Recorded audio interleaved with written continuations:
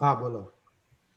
નમો વિતરાગાય નમો વિતરાગાય નમો અરિહંતાણમ નમો અરિહંતાનમ નમો સિદ્ધાણમ નમો સિદ્ધાનમ નમો આયરિયાણમ નમો આયરિયાનમ નમો વજ્જાયાણમ નમો વજ્જાયાનમ નમો લોએ સવ્વ સાહુણમ નમો લોયે serve સાહુનમ એસો પંચન મુક્કારો એસો પંચન મુક્કારો સર્વ પાવપનાશનો સૌવ પાવક પનાશનો મંગલાણંચ સૌવેસિમ મંગલાનમ ચ સર્વેસીમ પડમમ હવૈ મંગલમ પડવમ વૈ મંગલમ ઓમ નમો ભગવતે વાસુદેવાય ઓમ નમો ભગવતે વાસુદેવાય ઓમ નમઃ શિવાય ઓમ નમઃ શિવાય જય સચ્ચિદાનંદ જય સચ્ચિદાનંદ હે જય શ્રી સચ્ચિદાનંદ હે શ્રી સિમંદર સ્વામી પ્રભુ હે શ્રી શ્રીમંદર સ્વામી પ્રભુ અમને સર્વેને અમને સર્વેને આપની પરસદાનું વાતાવરણ આપની પરસદાનું વાતાવરણ આપની કેવળ જ્ઞાન સભાનું વાતાવરણ અને કેવળ જ્ઞાન સભાનું વાતાવરણ એ અહીં અનુભવમાં આવે અમને અનુભવમાં આપે એવી પરમ કૃપા કરજો એવી પરમ કૃપા કરજો દાદા ભગવાન દાદા ભગવાન આપની આપની વિતરાગ પરમાત્મા સ્વરૂપ વિતરાગ પરમાત્મા સ્વરૂપ હાજરી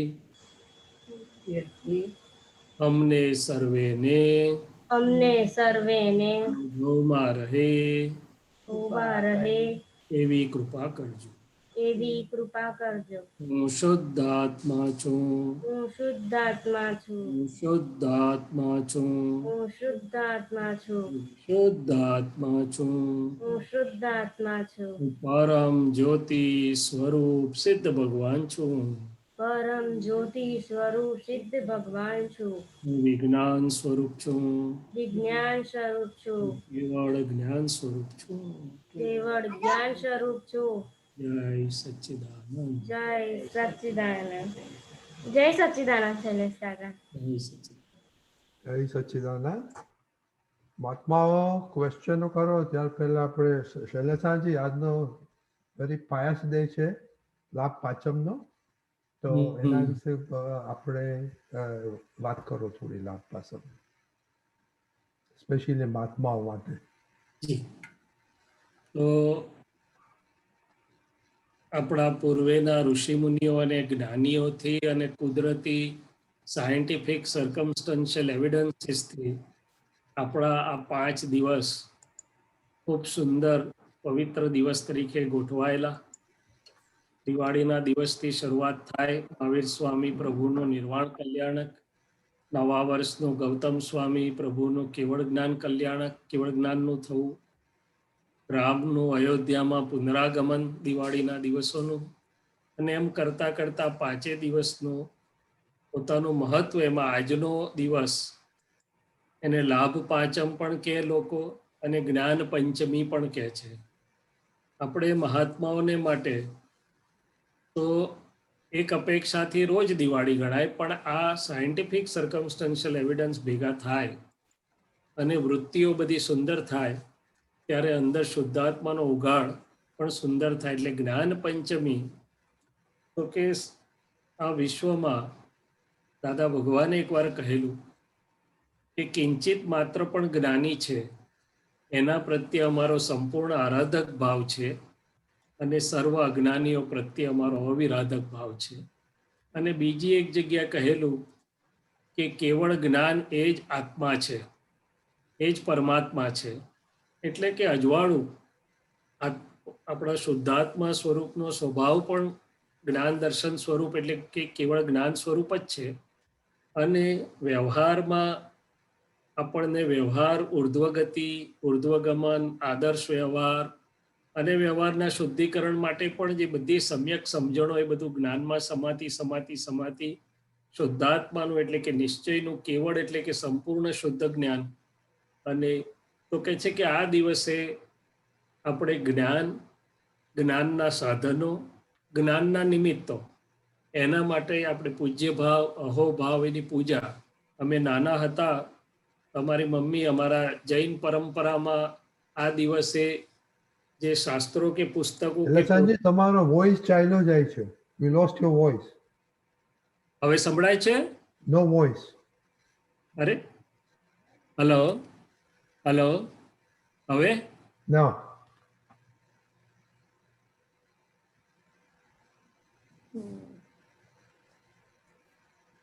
Deepakanji? જય સચ Can you? I can hear Shailishananji's voice. તો Rajnibhai, you check at your end. બાકીના મહાત્માઓને સંભળાય છે? Oh, wait.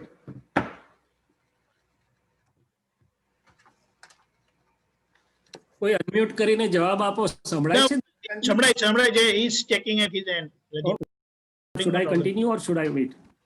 હા, કઈ Radimbai, can you hear now? Yes. જય yes. સચ્ચિદાનંદ.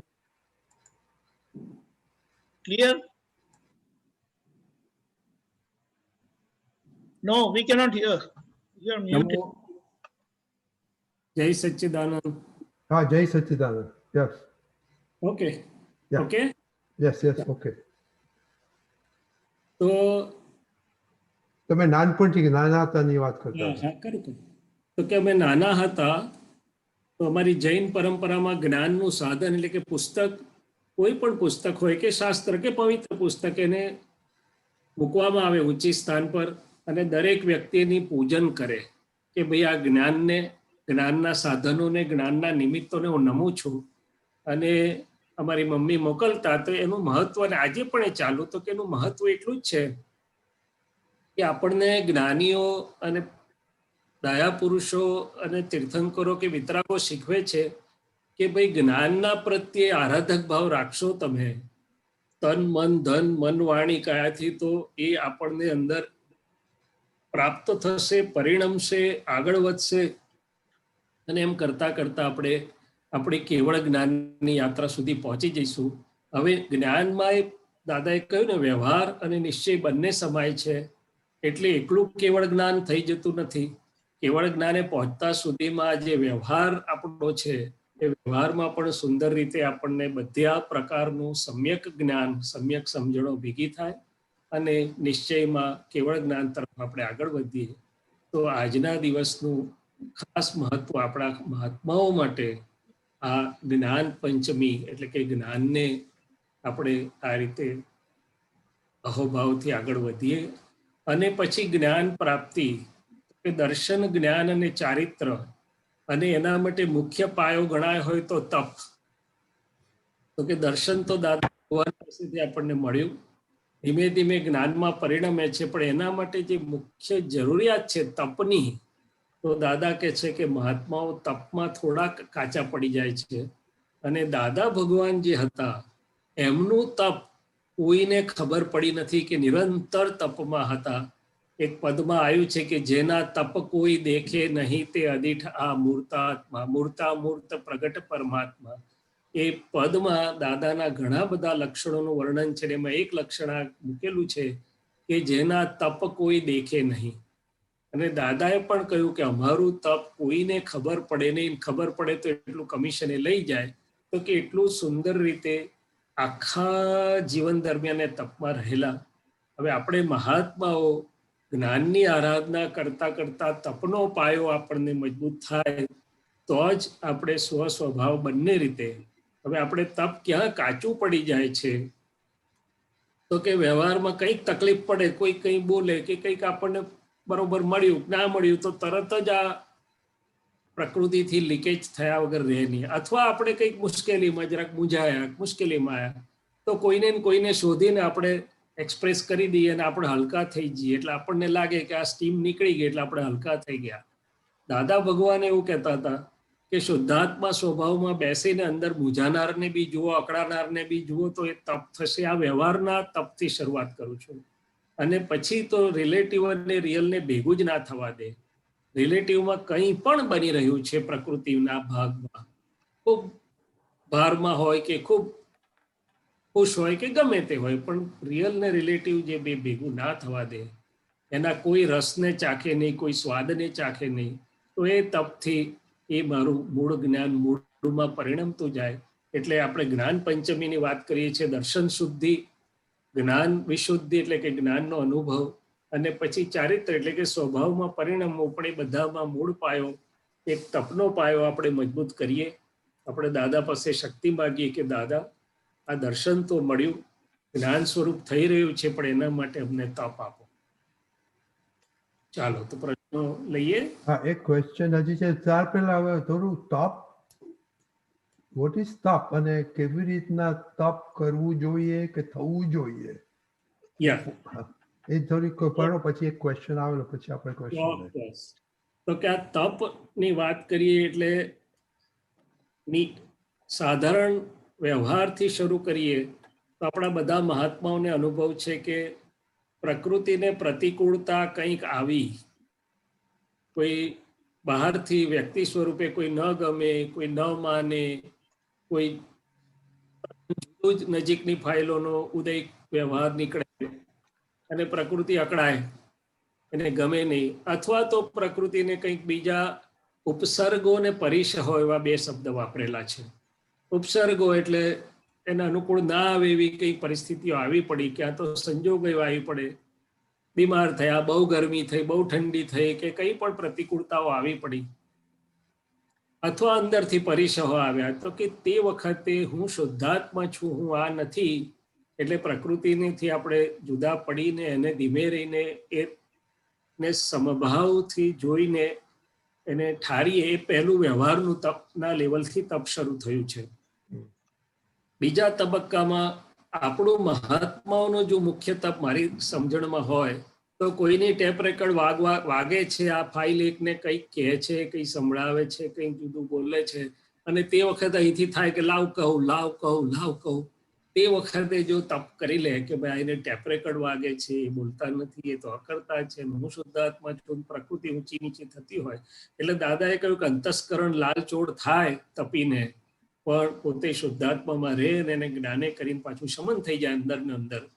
તો એ પહેલું વ્યવહારના સંજોગોમાં આવતું તપ થયું. અને મૂળ તપની જે મેં વાત કરી તો કે જ્ઞાન અને અજ્ઞાન, રિલેટિવ અને રિયલ બેને ભેગું જ ના થવા દે. રિલેટિવમાં કંઈ પણ બની રહ્યું છે તો આ તો શું થાય કે મન કંટાળે તો કે છે મને કંટાળો આવી ગયો, કે છે હવે હું શું કરું, અલા તને હું શુદ્ધાત્મા છું, કંટાળનારું જુદું ને હું જુદો. એલિવેટ થઈ જાય તો કે છે હમણાં બહુ સારું છે. હા, કે અરે કોને સારું છે, પણ આપણે તો સારા ખોટાથી મુક્ત શુદ્ધાત્મા છીએ. તો કે એલિવેશન ડિપ્રેશન મનનો સ્વભાવ છે. ડિપ્રેસ થઈ જાય તો કે છે કે હમણાં બહુ ડિપ્રેશન આવી ગયું છે. પણ કોને ડિપ્રેશન આવી ગયું, આપણો સ્વભાવ જ નથી ડિપ્રેશનનો. તો કે આ પ્રકૃતિના અથવા મનના, ચિત્તના, બુદ્ધિના એક પણ અવસ્થા પરિણામને આપણે એમાં ભળીએ નહીં, શુદ્ધાત્મા સ્વભાવમાં જ રહીએ, તો પછી એ મૂળ તપ જે થાય છે તે ત્યાં થાય છે. અને આપે કહ્યું એમ તપ એટલે પહેલે તબક્કે પ્રકૃતિના કોઈ પણ પરિણામને મારા કહીને ભળું નહીં, અને બીજે તબક્કે રિલેટિવને રિયલને નિરંતર છૂટું રાખવું, એ આખું તપ છે. હવે ત્રીજી વાત કે મોટા ભાગે આપણને એવું લાગે છે કે તપ એ કષ્ટ સાધ્ય છે, અથવા કષ્ટ થાય અથવા અંદર બળતરા થાય અથવા લાય બળે ત્યારે તપ કહેવાય. ના, એ બળે ના બળે, ખરેખર તો તપ અણસમજણને કારણે એવું લાગે છે કે આ ભારે પડે છે. બાકી દર્શન સરખું થઈ જાય તો તપ તરત જ આનંદમાં પરિણામ પામે, તરત જ આનંદ થઈ જાય કે આ મારું નથી, હું તો શુદ્ધ આત્મા છું, અવિનાશી છું, તરત આનંદ થઈ ગયો. એટલે કે તપ જ્યાં સુધી સમજણ બરોબર બેસતી નથી દર્શન, ત્યાં સુધી તપમાં થોડો ભાર કે થોડું મહેનત કે થોડું કષ્ટ જેવું લાગે છે. પણ બાકી જેવી સમજણ બેઠી, એટલે દાદા ભગવાન અમને એવું કહેતા હતા કે ગેડ બેસાડી લો, વિજ્ઞાનની ગેડ બેસાડી લો. અને વિજ્ઞાનની ગેડ બેઠા પછી પરમાનંદ જરાય આગો પાછો થાય નહીં. એટલે કે ખરેખર જો તપ સુંદર દર્શનપૂર્વકનું, સમજણપૂર્વકનું હોય તો એ તરત જ પરમાનંદ આપે, બધો ભારમાંથી આપણને છોડાઈ દે, મુક્ત કરાવી દે તરત જ. કારણ કે ભાર એ રિલેટિવ છે અને હું રિયલ શુદ્ધાત્મા છું. બરાબર. ઓકે, આપણે હવે ક્વેશ્ચન લઈએ શૈલેષાનજી. ચોક્કસ. શાંતિભાઈ ગયા લાગે છે, એટલે હરેન્દ્રભાઈ. જય સચિદાનંદ, શૈલેષ આનંદજી. જય સચિન. બોલો સાહેબ. સાહેબ, મહાભારતમાં જે પ્રસંગ છે કૃષ્ણ ભગવાનનો યુદ્ધ વખતે, એક બાજુ કૃષ્ણને આપણે અર્જુનને જ્ઞાન આપે છે અને યુદ્ધ માટે પ્રેરિત કરે છે. બાકીના 4 પાંડવોને આ બાબતમાં કઈ શંકા હોતી નથી, એ તો લડવા માટે તૈયાર જ છે. અહીંયા જ્ઞાન આપ્યા પછી અર્જુન લડવા તૈયાર થાય છે, બરાબર? એટલે આમાં બાકીના 4 પાંડવોનું ભગવાન માટેનું અનન્યપણું, સમર્પણપણું હતું કે પછી જે કહેવાય કે આ જ્ઞાન પછી અર્જુનને એ સમજણ આવી, શું વધારે મહત્વનું કે ભાઈ અહીંયા આપણે ભગવાન મારા પક્ષે છે, બાકી બધું બરાબર થઈ પડશે? કઈ રીતે ચાલવું આપણે? ના ના, આમાં અર્જુનને નહીં, આ જ્ઞાન માટેની આજનો દિવસ છે ને, એટલે આ જ્ઞાન, એકને જ્ઞાન આપ્યું અને લડ્યો, બાકીના વગર જ્ઞાને લડવા તૈયાર હતા કે ભગવાન મારા પક્ષે છે, મારે શું વિચાર કરવાનો? ના, એ વાત તમારી ખરી છે, પણ પહેલામાં પહેલું તો એમને તે વખતે દરેકની આંતર ભૂમિકાઓ શું હતી એ આપણે જાણતા નથી. આ તો આપણે શાસ્ત્રમાં કથાનું યોગમાંથી સમજીએ છીએ. એ વાત બરાબર છે. એક્ઝેક્ટનેસ તો ત્યાં શું હતી, પણ અર્જુન અને કૃષ્ણને જેટલું નિકટપણું હતું એટલું બાકીના પાંડવોને પણ નહોતું. તમે જોજો, યુધિષ્ઠિર કૃષ્ણને દરેક વખતે પૂછતા નથી, એક વખતે કૃષ્ણને પૂછે છે. તો કે ત્યાં નિકટપણું હતું, પણ આ અર્જુનનો ઉદય હતો. શું હતો? પ્રાકૃતિક ઉદય હતો, એક સજ્જન મનુષ્ય તરીકેનો એનો ઉદય હતો. પહેલી તો પ્રકૃતિની સજ્જનતાનો ઉદય આવે ને, કે ભાઈ આમાં છે, મારે હું એમની જોડે વિનયમાં રહ્યો છું, આ કર્યું છું, તે કર્યું છે, એમની સામે શસ્ત્ર ઉઠાવું. એટલે કે પ્રાકૃત ભાવમાં હતા અર્જુન. શામાં હતા? કૃષ્ણ એમને પહેલા જ અધ્યાયથી પ્રાકૃત ભાવો અને આત્મભાવો છૂટા કરે છે. શું કરે છે? અને રિયલ છૂટું પાડે છે. સાહેબ, યુધિષ્ઠિર તો ન્યાય માટે પ્રખ્યાત હતા, એમના પાસે આવેલો વગર ન્યાયે જાય નહીં. એમનામાં જે સમજણ હતી એટલી તો બાકી કોઈ પાંડવોમાં નહોતી.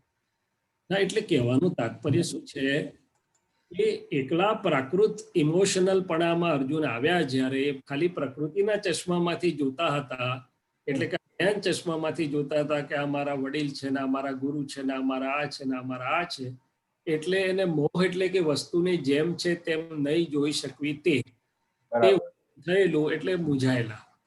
એટલે કૃષ્ણ ભગવાને પહેલામાં જ અધ્યાયથી એને કામ એ શરૂ કરેલું કે ભાઈ, હે અર્જુન, તું જેને આવતા જતા જુએ છે તે તું, હું, આ રાજાઓ બધા હતા જ છીએ અને રહેવાના છીએ. એટલે કે રિલેટિવને બદલે રિયલ દ્રષ્ટિથી જોવા માટે પહેલા જ અધ્યાયથી પ્રેરિત કરે છે. શું કરે છે? બરાબર. રિલેટિવ પ્રકૃતિમાંથી જોઈશ તો મૂંઝાઈશ, અને બંને દ્રષ્ટિથી જોઈશ, રિલેટિવ ને રિયલ. એટલે દાદા ભગવાને કહ્યું કે આખી ગીતા સમજવા માટે 2 શબ્દની જ જરૂર છે. તો કે કયા 2 શબ્દ? તો કે પેકિંગ દ્રષ્ટિ અને મટીરિયલ દ્રષ્ટિ. પેકિંગ દ્રષ્ટિથી આ બધા ખોખા જુદા, અર્જુન, એના ભીષ્મ પિતામહ, આ તે, કાકા, મામા, માસા. નિશ્ચય દ્રષ્ટિથી, મટીરિયલ દ્રષ્ટિથી અવિનાશી શુદ્ધાત્મા બધામાં દેખાય ને, ત્યારે વાત ખરી. તો કે આ દ્રષ્ટિ નથી એની પાસે, અને એટલે આખું એને નિમિત્ત બનાવીને કૃષ્ણ ભગવાને આખી માનવ જાતને માટેનું આ નિમિત્ત આખું હજારો વર્ષ ચાલે એવું ખુલ્લું થયું છે. શું થયું? આ જ્ઞાનીઓને શું હોય કે કુદરતમાં નિમિત્ત કોક હોય, 1 હોય, 2 હોય, વધારે હોય, પણ સંદેશો હજારો વર્ષ સુધી સિદ્ધાંત સ્વરૂપે માનવ જાતને જાય. શું જાય? બરાબર. એટલે એ સિદ્ધાંત ખુલ્લો થયો ત્યાં. ખાલી એ લડવું ના લડવું એ તો એ જે તે સમયના ઉદયની વાત હતી. શું છે? ભજવાયેલું નાટક ભજવાવાનું હતું. દાદા નાટક ભજવાઈ ગયેલું છે, એટલે બ્લુ પ્રિન્ટ લખાઈ ગયેલી છે. એટલે આપણે લોકો એ હેપનિંગ ને પકડીને ચાલીએ છીએ કે આ લડ્યો ને ના લડ્યો. ના, એ તો કુદરતની નાટકમાં નિર્માણ થયેલી રીલનો ભાગ હતો. એની પાછળ જે સિદ્ધાંત ખુલ્લો થયો એ મહત્વનો છે. અને આ ગીતા આખી સિદ્ધાંત સ્વરૂપે આ બે દ્રષ્ટિ અને પછી એના મર્મથી આ દ્રષ્ટિ મળી છે દાદાની, એ દ્રષ્ટિથી જ્યારે સમજાય એટલે છેલ્લે શું થાય છે તો કે દિવ્ય ચક્ષુ એટલે કે આ બે દ્રષ્ટિ આપે છે, એટલે મોહ એટલે કે અજ્ઞાન આવરણો હટે છે અને પ્રકૃતિ એના સહજ ઉદયમાં વર્તે છે અને શુદ્ધાત્મા એના ઉદયમાં રહે છે. જ્યારે કૃષ્ણ અર્જુનને રક્ષણ આપે છે કે તું મને સમર્પણ કરીને લડ, તને કર્મ નહીં અડે, એ શું કહે છે તો કે તું શુદ્ધાત્મા થઈ જા અને આ અર્જુનની પ્રકૃતિ જે કરે છે એનો તું કરતા નથી, એ માથે લઈશ નહીં કરતા ભાવ, તું જોનારો રહે અને આને થવા દે તો તને કર્મ નહીં અડે, જે આપણને દાદા ભગવાને આપ્યું. અને દાદા ભગવાને કહ્યું કે અર્જુનને તો 5 જ મિનિટ માટે કે થોડા સમય માટે જ દિવ્ય ચક્ષુ આપેલા અને પછી લઈ લીધેલા અને આપણને કાયમ માટે આપ્યા છે. એટલે એ બાહ્ય હેપનિંગ થી ન જોતા આ રીતે જો જોવામાં આવે આપણને સમજાય. અને તે વખતે ભીષ્મ પિતામહ કહે છે કે હું કેટલો કમનસીબ છું કે આ બેની વચ્ચે જે દિવ્ય વાતચીત થઈ રહી છે તે ત્યાં સાંભળવા માટે હું અહીંયા હાજર ત્યાં નથી જઈ શકતો. આ વાત છે સૌથી લાભ પહેલો મળે છે અને પછી બાકીના. હવે શૈલેષાનંદ, આ મેં આ કયા સંદર્ભમાં પૂછ્યું કહું કે હવે આ આપણી દાદા ભગવાનને ઘણા મહાત્માઓ મળ્યા, અમે પણ એમને મળ્યા, પણ પૂછવાનો પ્રસંગ ક્યારેય આવ્યો નથી. જેમ તમે કીધું ને કે અર્જુનનો ઉદય હતો અને એને કૃષ્ણ ભગવાન જોડે એક આખો અલગ રેપો હતો. હવે દાદા ભગવાન માટે અનન્ય સમર્પણ પણ છે જ મહાત્માઓને. સવાલ જવાબ કર્યા કે ન કર્યા પણ દાદા માથે છે અને મારો મોક્ષ નક્કી છે, તો સવાલો આવતા જ નથી. અને આ બધી ભાંગજળમાં પડવું એના કરતા દાદા દાદા કરો, કામ થાકીનું થઈ જશે. બરાબર? હા, એને ક્યાં ના પાડી. દાદાને અર્જુને પ્રશ્ન પૂછ્યા અને કૃષ્ણે સમાધાન કર્યું. દાદાએ પ્રશ્ન પૂછ્યા વગર આ જ્ઞાન આપીને બધાય પ્રશ્નોને સમાઈ દીધા છે, પછી પ્રશ્ન રહેવા નથી દીધા, એમણે ચાલીને આપી દીધું છે. પણ બીજી વાત કે હું દાદાને સમર્પણ છું એટલે શું? દાદાની આજ્ઞામાં રહો તો દાદા કહે છે કે તમે મને સમર્પિત છો. નહીં, તો આપણે શબ્દથી બોલીએ છીએ. હા, આખા દિવસનો જે વ્યવહાર અંદર અને બહાર ચાલી રહ્યો છે, બરાબર, સમર્પણ કેટલું દેખાય છે? સમર્પણ તો દાદા કહે છે કે આટલું સુખ ચાખ્યા પછી ક્ષણવાર પણ શુદ્ધાત્માની બહાર નીકળવાનું તમને ગમે, પોસાય જ નહીં. બરાબર. સંસાર ભલે ફાઇલ સ્વરૂપે ચાલતો રહે પણ આ ફાઇલ એકને ક્યાંય પણ રસ રહે નહીં, રુચિ ભાવના રહે. અને એનો પુરુષાર્થ કેટલો સુંદર હોય. બરાબર. કવિરાજે ના કીધું દાદા ભગવાન વિના બીજું કઈ જ ગમે નહીં, મુક્તિ માર્ગે વ્યવસ્થિત જે કઈ હો તે હો, વ્યવહારે વિકલ્પ કશું ના હો. એટલે દાદાને સમર્પણ છીએ ની ના નહીં, પણ એ સમર્પણ એમણે આપણને જે નિરાકુરતા આપી છે, જે પ્રેમ અને શ્રદ્ધાની પ્રેમની સજીવન મૂર્તિ આપણે જોઈએ તે એટલું છે આપણા મન બુદ્ધિ ચિત્ત અહંકારમાં, પણ જ્ઞાને કરીને જે સમર્પણ હોવું ઘટે, સમજણે કરીને જે હોવું ઘટે, પુરુષાર્થે ને તપે કરીને હોવું ઘટે છે આપણને. ના, એ તો વાત સાચી જ છે કે તો જયારે મુશ્કેલીઓ આવે ત્યારે દાદા દાદા વધારે હોય, બાકી તો હેમેન્દ્રભાઈ, દાદાએ કહ્યું એક જ વ્યક્તિ સંપૂર્ણપણે જો એ થાય તો મારા જેવો થાય કે છે. શું થાય? બરાબર છે, રાઈટ. હવે આપણે તાળો મેળવવાનો ને. હું તમને બીજી હસવા જેવી વાત કરું. લગ્ન પ્રસંગોમાં મહાત્માઓ હોય, બધા બોલાઈ જાય. હવે આજકાલ તો કેટરિંગ નો કેવો જમાનો છે, 50-60 આઈટમ મૂકેલી હોય. બરાબર. પહેલા તો રાઉન્ડ મારીને જોવું પડે કે આમાં કેટલી ક્યાંથી ખાધી તો પેટ ભરાઈ જાય તો સારી આઈટમ રહી જાય. હું કરું, ફાઇલ એકને બી જોઉં, બધાય મહાત્માઓને જોઉં. બરાબર. 3 કલાક દાદા ભગવાન જો યાદ આવતા હોય તો એમને. બરાબર છે. આ તો બહુ સાદો દાખલો આપ્યો. એવી રીતે આપણે તપાસ કરી લેવાની કે આપણા વહેતા જીવનમાં આપણને જ્ઞાન સ્વરૂપ દાદા ભગવાન, જ્ઞાન પંચમીની વાત કરું છું એટલે કહું છું. એ બરાબર છે. અને દાદા ભગવાન પોતે કેવી રીતે રહ્યા, એકદમ તો કયા કયા ચારિત્રમોમાં લપેટાયા એ મને કહો ને.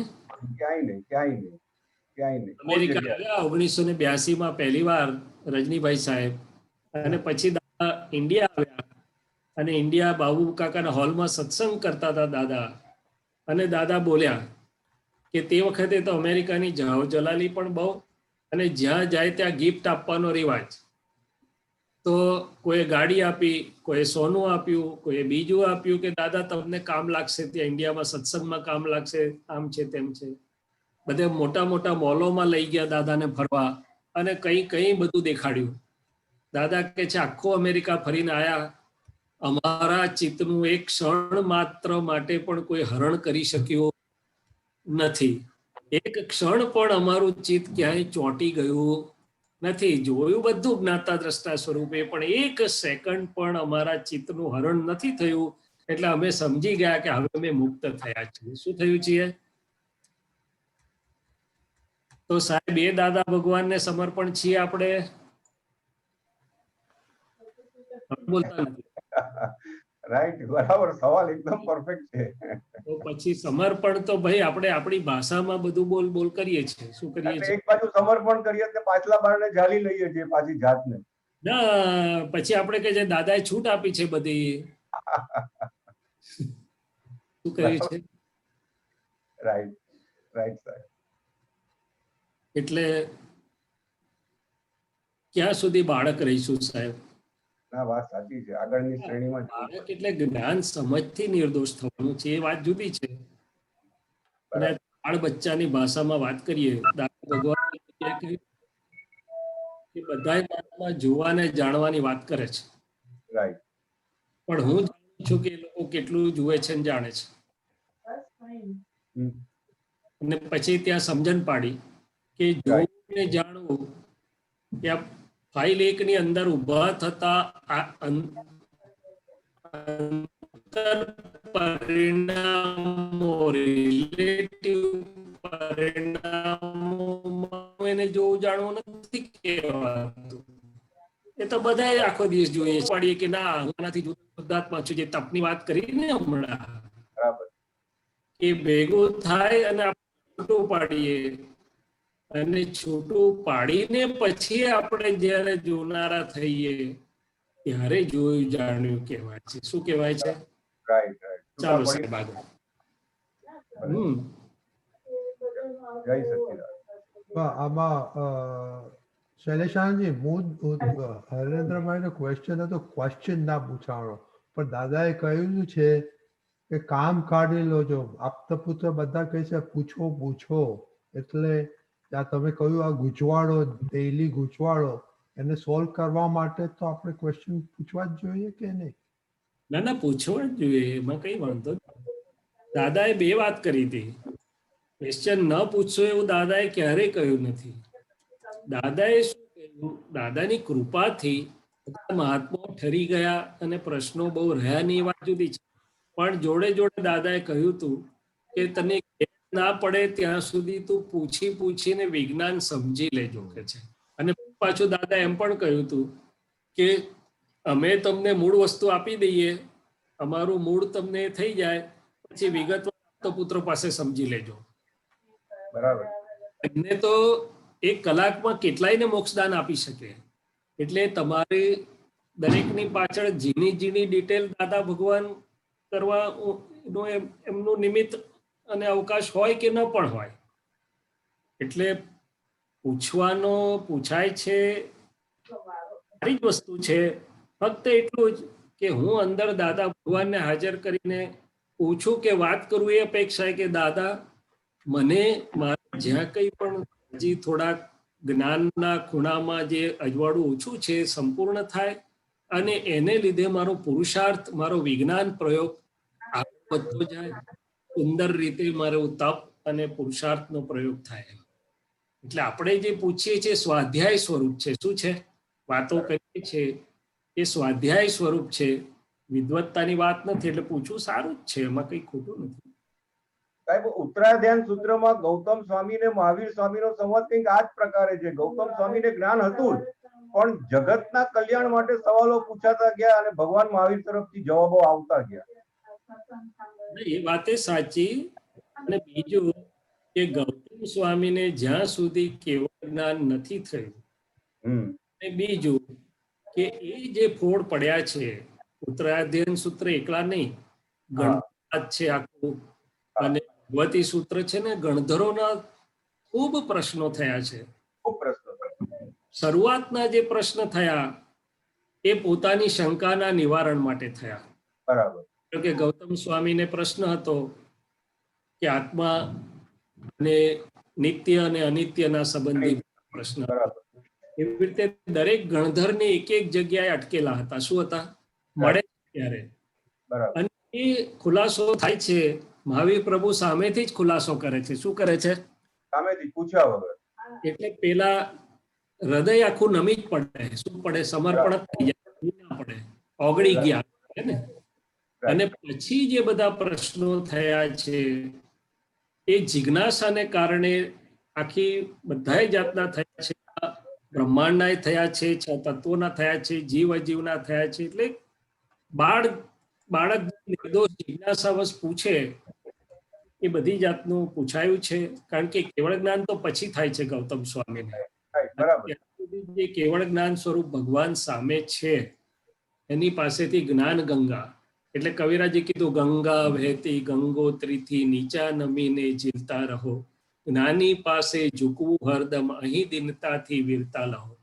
મને ખબર હોય તો પણ હજી મારું જ્યાં સુધી કેવળ નથી, પૂરું નથી થયું, ત્યાં સુધી જે મારાથી ઊંચા છે એની પાસે મારે નીચા નમીને. દાદા ભગવાને પોતે કહ્યું કે અમે સિમંદર સ્વામી પાસેથી લઈએ છીએ. શું કરીએ છીએ?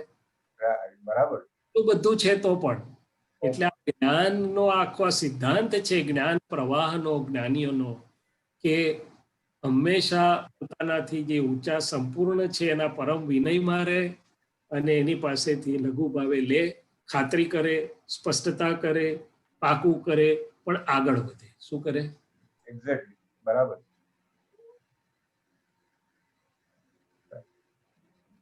બરાબર. જય સચ્ચિદાનંદ. અને દાદા ભગવાને ઘણી વાર કીધું કે અમને કોઈ હજી સરખા પ્રશ્નો એવા પૂછનારા મળ્યા જ નથી કે જેથી 356 ડિગ્રીનું નીકળી શકે બહાર. રાઈટ.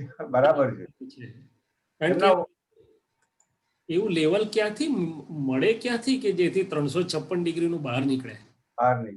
બરાબર. એક્ઝેક્ટલી. એટલા દરેક વસ્તુ ઘણી અપેક્ષાથી હોય છે, ઘણા ખૂણાઓથી જોવાય છે, અને આ રીતે છે.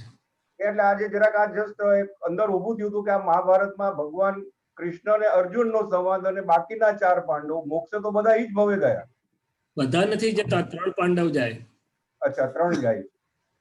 યુધિષ્ઠિર, ભીમ અને અર્જુન. રાઈટ. બરાબર. પણ સંવાદ માત્ર અર્જુન અને કૃષ્ણ ભગવાન વચ્ચે. એ વાત જુદી છે.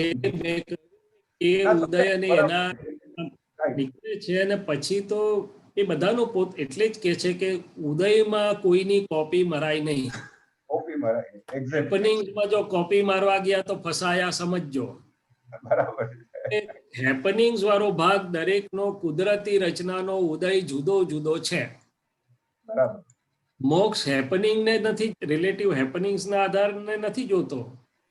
એ હેપનિંગ્સમાં અંદર પોતે જ્ઞાને કરીને રિલેટિવ રિયલના તપના ભાગમાં પોતે શુદ્ધ સ્વરૂપમાં કેવી રીતે જુએ છે ને એ જુએ છે મોક્ષ. મરુદેવી માતાને હાથી પર બેઠા બેઠા મોક્ષ જાય છે. લો, રાઈટ. ભગવાનની પરસદામાં હજી તો એન્ટર જ થાય છે, હાથી પર બેઠા છે ને ત્યાં જ કેવળ જ્ઞાન. બરાબર. તો કોણ કોપી મારશે એની? અને પેલા છે આપણે બાહુબલી, થરના થર થઈ ગયા એટલા તપ છે, પણ જરાક માટે અટક્યું તે. એટલે દરેકનું હેપનિંગ્સ વાળો પાર્ટ જુદો જુદો હોય. સાહેબ, સિદ્ધાંત સમજજો. બરાબર. પણ હેપનિંગ્સ ની અંદર જે જ્ઞાનનો ભાગ છે એ બધાનો સિદ્ધાંત એ સરખો હોય. રાઈટ. એક્ઝેક્ટ. બરાબર. એટલે કેવળ જ્ઞાન થવાનો પ્રકારે જુદો જુદો છે, પણ આપણે બહાર સંજોગોને જોવાની કોશિશ કરીએ છીએ. એક્ઝેક્ટ, બરાબર એ ના જોવાય. બરાબર, અંદરની પરિણીતિ તરફ જવું પડશે. રાઈટ. ઓકે સાહેબ, જય સચિદાનંદ. જય સચિદાનંદ. જય સચ્ચિદાનંદ. સુવીરભાઈ, હા ઉભા રહો એક મિનિટ. ઓકે ઓકે સુબીરભાઈ એક minute wait. Will go to Shantibhai because he's been going in and out. Shantibhai. જય સચ્ચિદાનંદ. જય સચ્ચિદાનંદ. હવે આપે જોવું અને જાણવું એ વાત કરી કે આપણને જ્યારે સામાન્ય વાતો ચાલતી હોય એ વખતે પણ સહેજ આપણું અપમાન થતું હોય, એવા શબ્દો આવે, એ વખતે મન ઊંચું ને તું થતો પહેલો આપણે એને વાળી શકીએ. આ એક મારો અનુભવ કહું છું. વાળીને અજંપો થવા નથી દેવો, એ ભૂમિકા આપણે લાવી શકીએ, એક વસ્તુ. બીજું, કોઈ એવો ભારે અપમાનનો અથવા વસ્તુ ખોવાઈ જવાનો અથવા એવો સંજોગ ઊભો થયો કે એવી અકળામણ ઊભી થાય, એવો અજંપો ઊભો થાય કે આપણે શુદ્ધાત્માને પણ ભૂલી જઈએ સાહેબ. તો એ વખતે ભૂલી ગયા આપણે તો પણ આત્મા તો જુદો જ રહેશે, એ કદી ક્યાંય ભેગો થતો નથી. તો એ ભૂમિકા જળવાય કે ના જળવાય? પ્રતીતિ સ્વરૂપે જળવાય. લક્ષ્ય ખોવાયું અને સમય રોકાઈ ગયો. બરાબર. આત્મા તો શાંતિભાઈ અનાદિકાળથી જુદો હતો, મૂળ આત્મા છે, રહેવાનો શુદ્ધ હતો, શુદ્ધ છે, પણ હું નથી રહી શકતો ને આત્મા સ્વરૂપે, એની વાત છે. આ જે છે તે હું ને શુદ્ધ કરવાનો પ્રયોગ છે. શું છે? હા, બરાબર બરાબર, હુંને શુદ્ધ કરવાનો પ્રયોગ છે. પ્રતીતિ સ્વરૂપે રહ્યો પણ એ નથી, કારણ કે પાછો આવી જશે, માટે તાર રહ્યો. બરાબર રહ્યું અને સ્વાદ જતો રહ્યો. શું જતો રહ્યો? હા, એનો સ્વાદ જતો રહ્યો.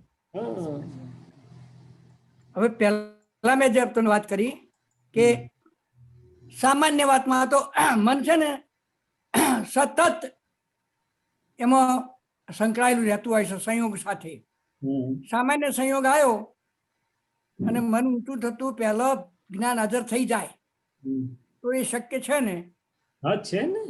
ટૂંકમાં આપણે જાગૃત નક્કી કરીએ, આપણો પુરુષાર્થ એટલે જાગૃતિ વધતી જાય, એટલે પ્રજ્ઞા આપણને મજબૂત વધારે ને વધારે મદદ કરતી જાય તો તરત આપણે કે ના આ મારું નહીં, હું તો શુદ્ધાત્મા છું. અને પડીને જોનારા થયા તો પેલું એની અસરોમાંથી આપણે મુક્ત રહીએ, પ્રજ્ઞા અને જ્ઞાન પ્રકાશ સારી રીતે કામ કરી શકે. બરાબર.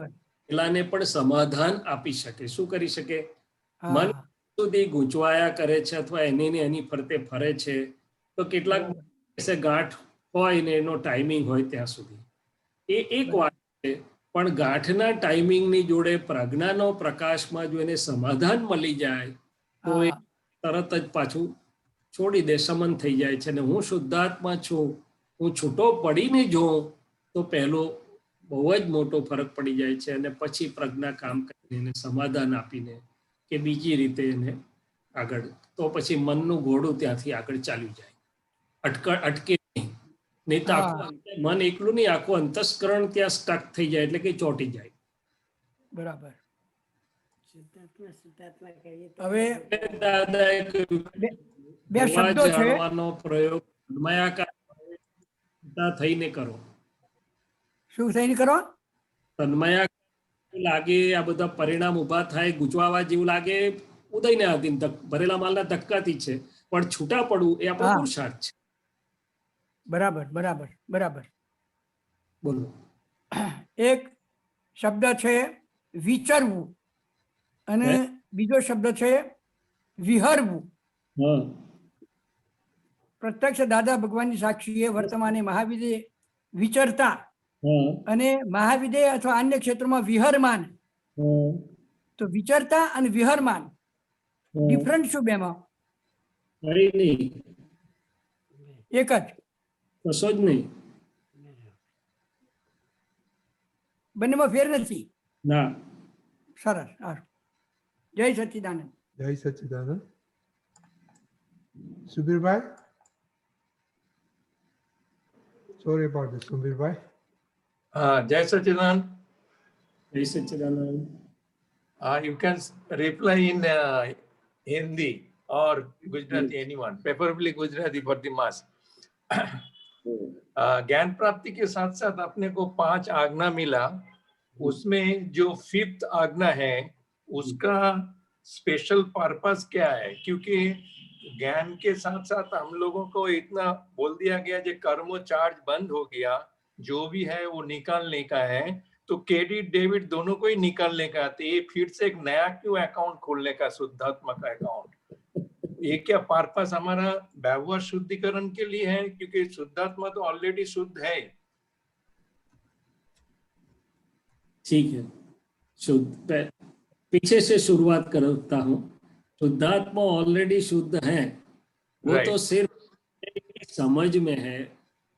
परिणाम शुद्ध, मैं पहले भी बोला कि मैं जो अशुद्ध हुआ हूँ, राइट, शुद्धात्मा की ओर जा रहा हूँ, पूर्ण से वो शुद्ध नहीं हो जाएगा तब तक ये भजना इसलिए करनी है कि पूर्ण शुद्ध हो के वो शुद्धात्मा में मिल जाए। उससे राइट, अभी तो मैं भिन्न हूँ ना, शुद्धात्मा है, मुझे पता चला, मैं बोलता हूँ मैं शुद्धात्मा हूँ, मगर हो नहीं गया। राइट, यहाँ तक होने की प्रोसेस संपूर्ण नहीं होगी कि पुरुषार्थ रूप से ये प्रयोग मिला है मुझे 5 आज्ञा का या तो शुद्धात्मा के अकाउंट का। राइट। तो मतलब ये आत्मा का ही शुद्धिकरण हुआ ना, एक प्रोसेस हुआ जो मतलब जो फर्स्ट स्टेज फाइनल स्टेज तक। आत्मा का शुद्धिकरण मैंने जो व्यवहार आत्मा था, व्यवहार आत्मा, हाँ ठीक है, ठीक है। जो मैं शैलेश्वर में कर रहा हूँ स्वरूप से व्यवहार आत्मा से जी रहा हूँ, जी रहा था, आता था, आता हूँ, जाता हूँ, वो आत्मा का शुद्धिकरण अभी मैं शुद्धात्मा हूँ, वो प्रोसेस से हो रहा है। मूल आत्मा था, है और रहेगा, मगर मैं मूल आत्मा में नहीं बैठा हूँ ना। Right right right right. तो अभी वो व्यवहार आत्मा या तो आरोपित आत्मा में से अंतरात्म स्थिति में आया। राइट। पहले का व्यवहार मैंने प्रतिष्ठित आत्मा का वो संभाव से निकाल करके डिस्चार्ज करे, उसको शुद्धिकरण होवे और मिल जाए। दूसरी से अवस्था या तो पर्याय शुद्धिकरण का प्रयोग है। आत्मा मूल द्रव्य और मूल गुण शुद्ध है और शुद्ध रहेंगे, मगर जो अवस्था परिणाम है वो अवस्था परिणाम रॉन्ग बिलीफ से अशुद्ध हुए थे, वो अभी धीरे धीरे शुद्ध होके संपूर्ण शुद्ध हो जाएंगे। तीसरी भाषा में समझाऊं तो अशुद्ध चित्त, इसमें भाग दादा भगवान ने शुद्धात्मा में हूं, मैंने शुद्ध कर दिया, शुद्ध ज्ञान और शुद्ध दर्शन। अभी बाकी का जो अशुद्ध चित्त रह गया चारित्र मोह स्वरूप से फाइल 1 का अनुभव हमें सुबह से शाम तक होता है। चाहते हुए भी चित्त कहीं पर चिपक जाता है, न चाहते हुए भी बाहर चला जाता है, न चाहते हुए फाइल में उलझता है। अल्टीमेटली नंबर 1 फाइल का ही शुद्धिकरण करने का, ऐसा ही हो गया ना। पर नंबर 1 फाइल कहेगी कि मैं तो निश्चेतन चेतन हूँ, उसका शुद्धिकरण भी नहीं है, वो शुद्धिकरण है, मगर अंतरात्म स्थिति में जो अनादि काल का अध्यास हो गया था, राइट, मैं ये हूँ, मैं कर रहा हूँ, तो उससे जो बाहर चला जाता हूँ मैं। अभी प्रतीति मिली है मैं शुद्धात्मा हूँ, मेरा नहीं हो गया है, स्थिर नहीं हुआ है। तो अंतरात्म स्थिति में जो मेरी गलतियां हैं, शुद्ध उपयोग छूट जाने की, अभी भी वो पुराने में चले जाने की, अकेली फाइल 1 का निश्चेतन फाइल 1 में सब आ जाता है। हाँ वही है, पूरा आ जाता है।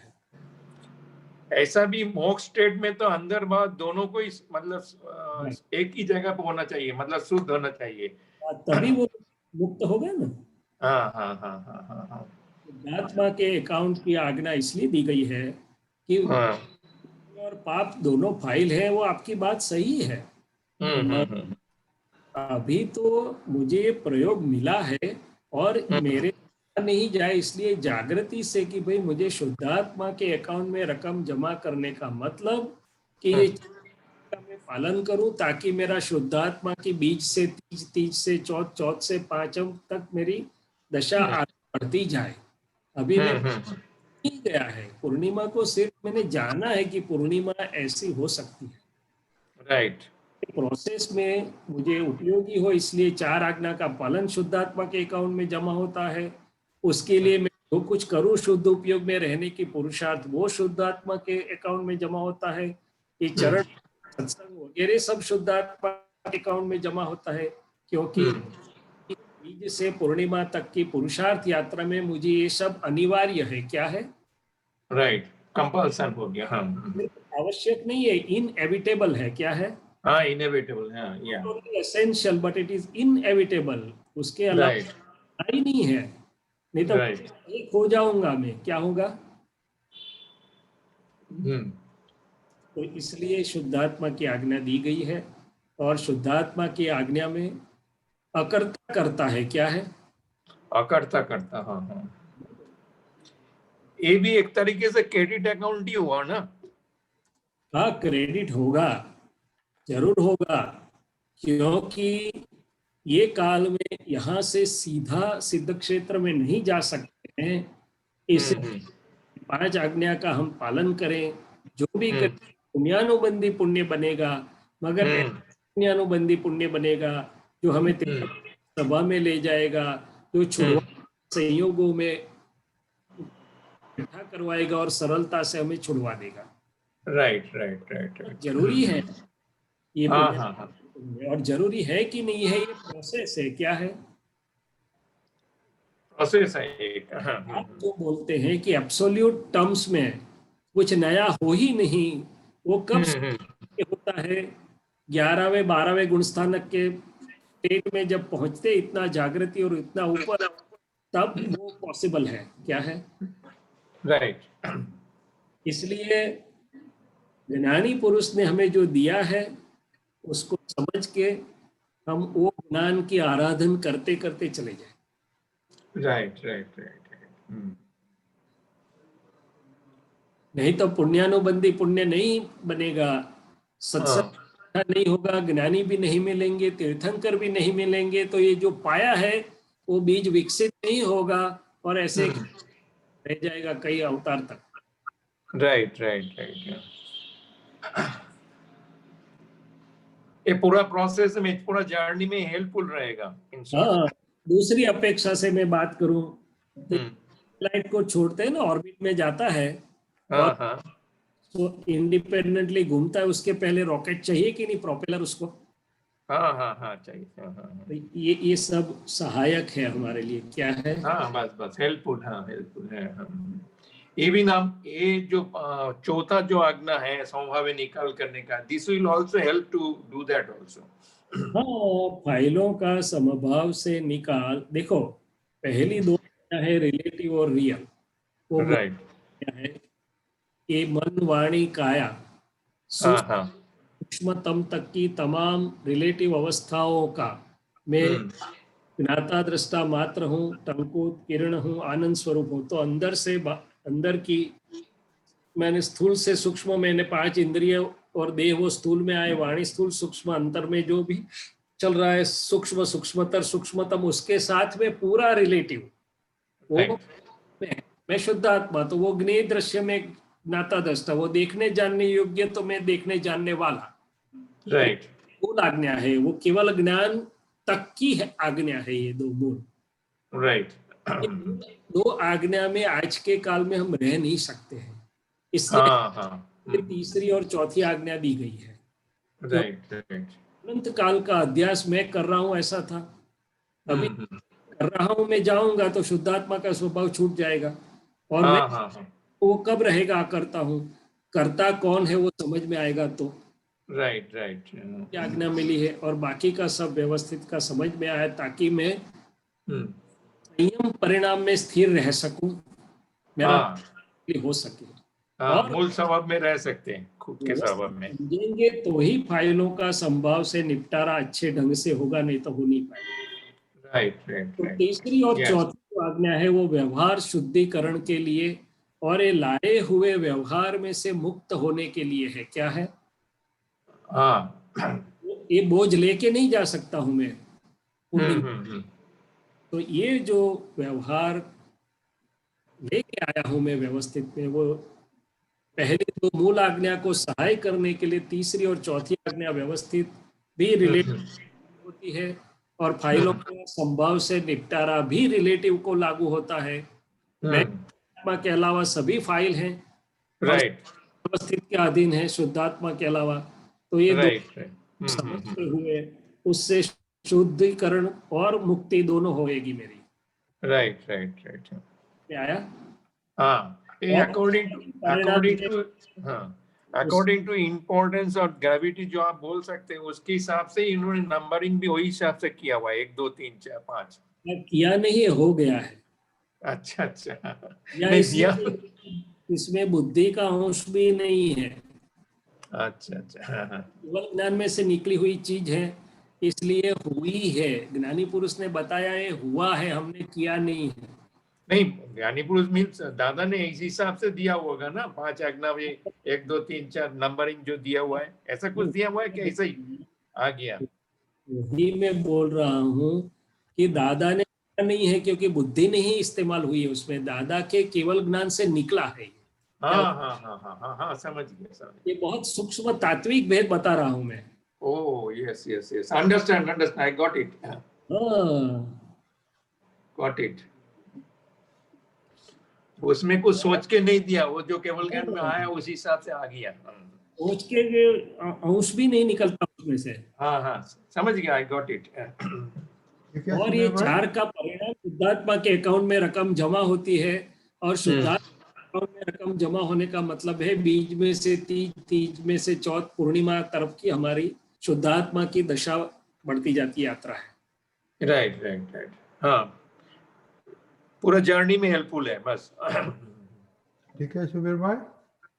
हाँ हाँ, नहीं, एक छोटा सा और पूछने का था। आज एक ऑडियो क्लिप दादा का था, तो जिसमें उन्होंने बोला था लौकिक भाषा में जैसा स्वार्थी बोलते हैं ना, सेल्फी, सार्थी, परार्थी, परमार्थी, तो ये सार्थी जो है वो हमारा मतलब दादा की भाषा में वो परार्थी है।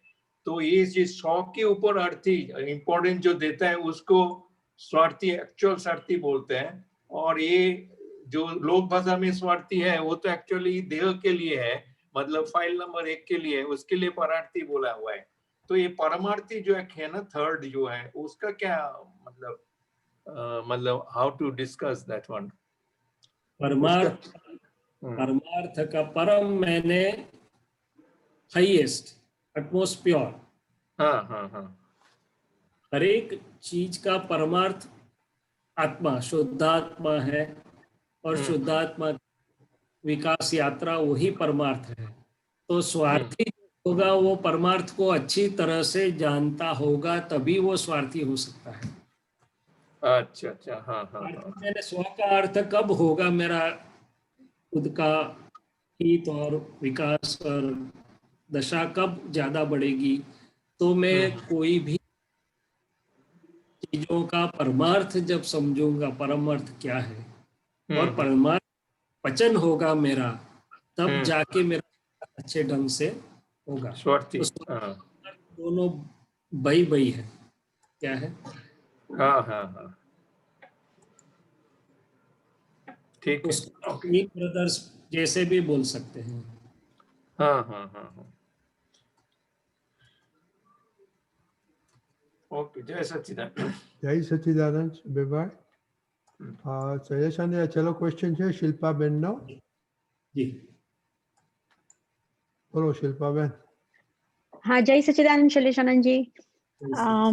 અત્યારે જે સત્સંગ આપણે સાંભળ્યો, હવે આપણે બધા એના પુરુષાર્થમાં જ છીએ અને સમજાય છે કે હવે બહુ આમ ફ્રેક્શન ઓફ સેકન્ડમાં ખબર પડી જાય છે કે આ મારી ભૂલ થઈ અથવા આપણે પ્રકૃતિનું રક્ષણ કરીએ છીએ, રક્ષણ કરવા કરતાં બી અપમાન જેવું લાગે, એટલે આપણા માન પર હાનિ થતી હોય કે તરત જ આપણને અધ્યાસ છે એટલે એમ ખબર પડે કે મને કીધું, એમને ખબર નથી પડતી, એમણે એમનું સંભાળવું જોઈએ ને આમ તેમ બધું કંઈક બધું ઊભું થઈ જાય એટ અ ટાઈમ જ્યારે કોઈ પ્રસંગ બને છે એ સમયે.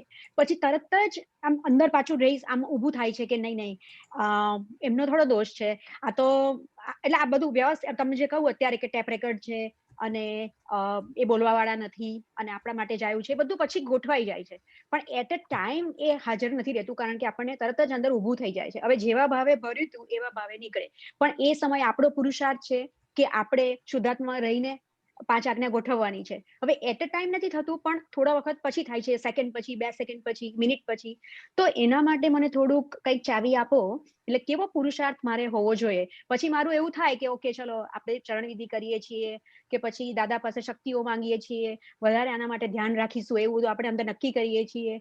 પણ એ સિવાય મને કંઈક બીજો કોઈ છે પુરુષાર્થની ચાવી કે જેનાથી હું આમાં એટ અ ટાઈમ મને હાજર રહે એવું બની શકે? હા, આપણે આ ફાઇલ એકની રીલને જોનારા જાણનારા એટલે પહેલું તો આપણે કયું છૂટા હતા એટલે આપણે જોઈએ કે આ બધે ચૂકી જવાતું નથી, પણ કઈ કઈ ફાઇલો જોડે મારે આ થાય છે. પહેલી વાર તો કે ફાઇલ નંબર 2 જોડે થતું હોય કે અમુક જ ફાઇલ જોડે આવું વધારે બને, બાકી તો કે છે હે દાદા ભગવાન મને આ ફાઇલ જોડે આ જે વ્યવહાર ઉકલી રહ્યો છે શિલ્પાબેનનો એને જ્ઞાનથી જોવાની શક્તિ આપો. એટલે એ ફાઇલો જોડેનો જે તમારો જ્યાં થતું હોય આવું તે વ્યવહાર આખો ઉકલતો તમે મૂકશો નવરાશના સમયમાં, એટલે એની અંદર બધું ચોખ્ખું એટલે બિલીફો, માન્યતાઓ, ઓપિનિયનો, તમારી પ્રકૃતિની ડિઝાઇનો, જે બધો અંદર પૂતગલનો મસાલો બધો પડેલો છે એ દેખાશે ને એ બધો ચોખ્ખો થતો જશે એટલે આખો ફેરફાર થઈ જશે. એટલે જ્યાં થઈ રહ્યું છે, જે ફાઇલો જોડે થઈ રહ્યું છે એને ખાસ કરીને ફોકસમાં મૂકી દાદા પાસે શક્તિ માગીને પ્રતિક્રમણ સામાયિક પ્રતિક્રમણના કે નવરાશના સમયમાં એને ઉપયોગમાં મૂકો. નંબર 1. નંબર 2, કે આ પ્રકૃતિ સામેવાળાનું જોઈને પણ ઘણી વાર ઉછળે કે ભાઈ હવે એને તો આટલું કે ના, દાદા ભગવાને બીજું બહુ સુંદર કહ્યું છે, કોઈ શું કરી રહ્યું છે અથવા અમારી જોડે શું કરે છે અમારો રિએક્શનરી વ્યવહાર હોતો નથી, પ્રત્યાઘાત સ્વરૂપે અમારો વ્યવહાર ના હોય, અમારે શું કરવું ઘટે તે અમારો વ્યવહાર હોય. એટલે કે લોક સંજ્ઞાથી અમારો કે પ્રત્યાઘાત સ્વરૂપે વ્યવહાર હોય. એટલે આ સામાયિકના પ્રયોગમાં જ મૂકીને આગળ ચાલશું જ્યારે, ત્યારે એટલા બધા ખૂણાઓ ખુલ્લા થશે શિલ્પાબેન, અને આ એક જ વસ્તુથી બધું ઓગળે એવું છે. દાદાએ કહ્યું કે શુદ્ધાત્મા દ્રષ્ટિ જે પૂતગલ પર પડે એ ઓગળે જ. એટલે કે જે અત્યારે એટ અ ટાઈમ કેમ નથી થતું તો કે એનો ફોર્સ છે, તો કે હા પણ ફોર્સ કેમ છે તો કે હજી જોવાયું ને ધોવાયું નથી બરોબર માટે.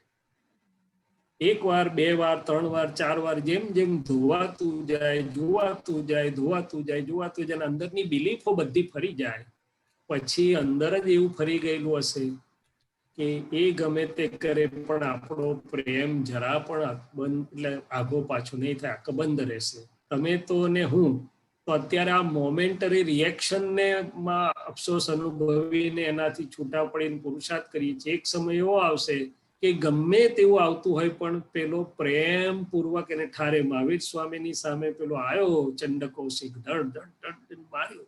પ્રભુનું કેટલું સ્વરૂપ પ્રેમ સ્વરૂપ ઠંડક વાળું હતું, પેલો ઠરી ગયો.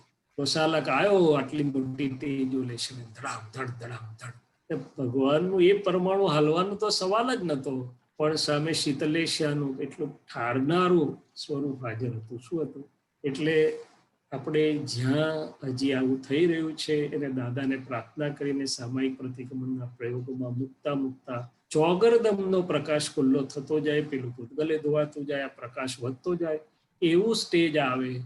એટલે દાદાએ 3 સ્ટેજની વાત કરેલી. એક સ્ટેજ જાગૃતિનું કે જેમાં બીજાનાથી પોતે ક્લુષિત કે ક્લેશિત ભાવનો અંદર પરિણામ ના ઉત્પન્ન થાય. કોઈ ગમે તે કરે પણ મને અંદર ક્લેશ કે ક્લુષિત ભાવ આવે.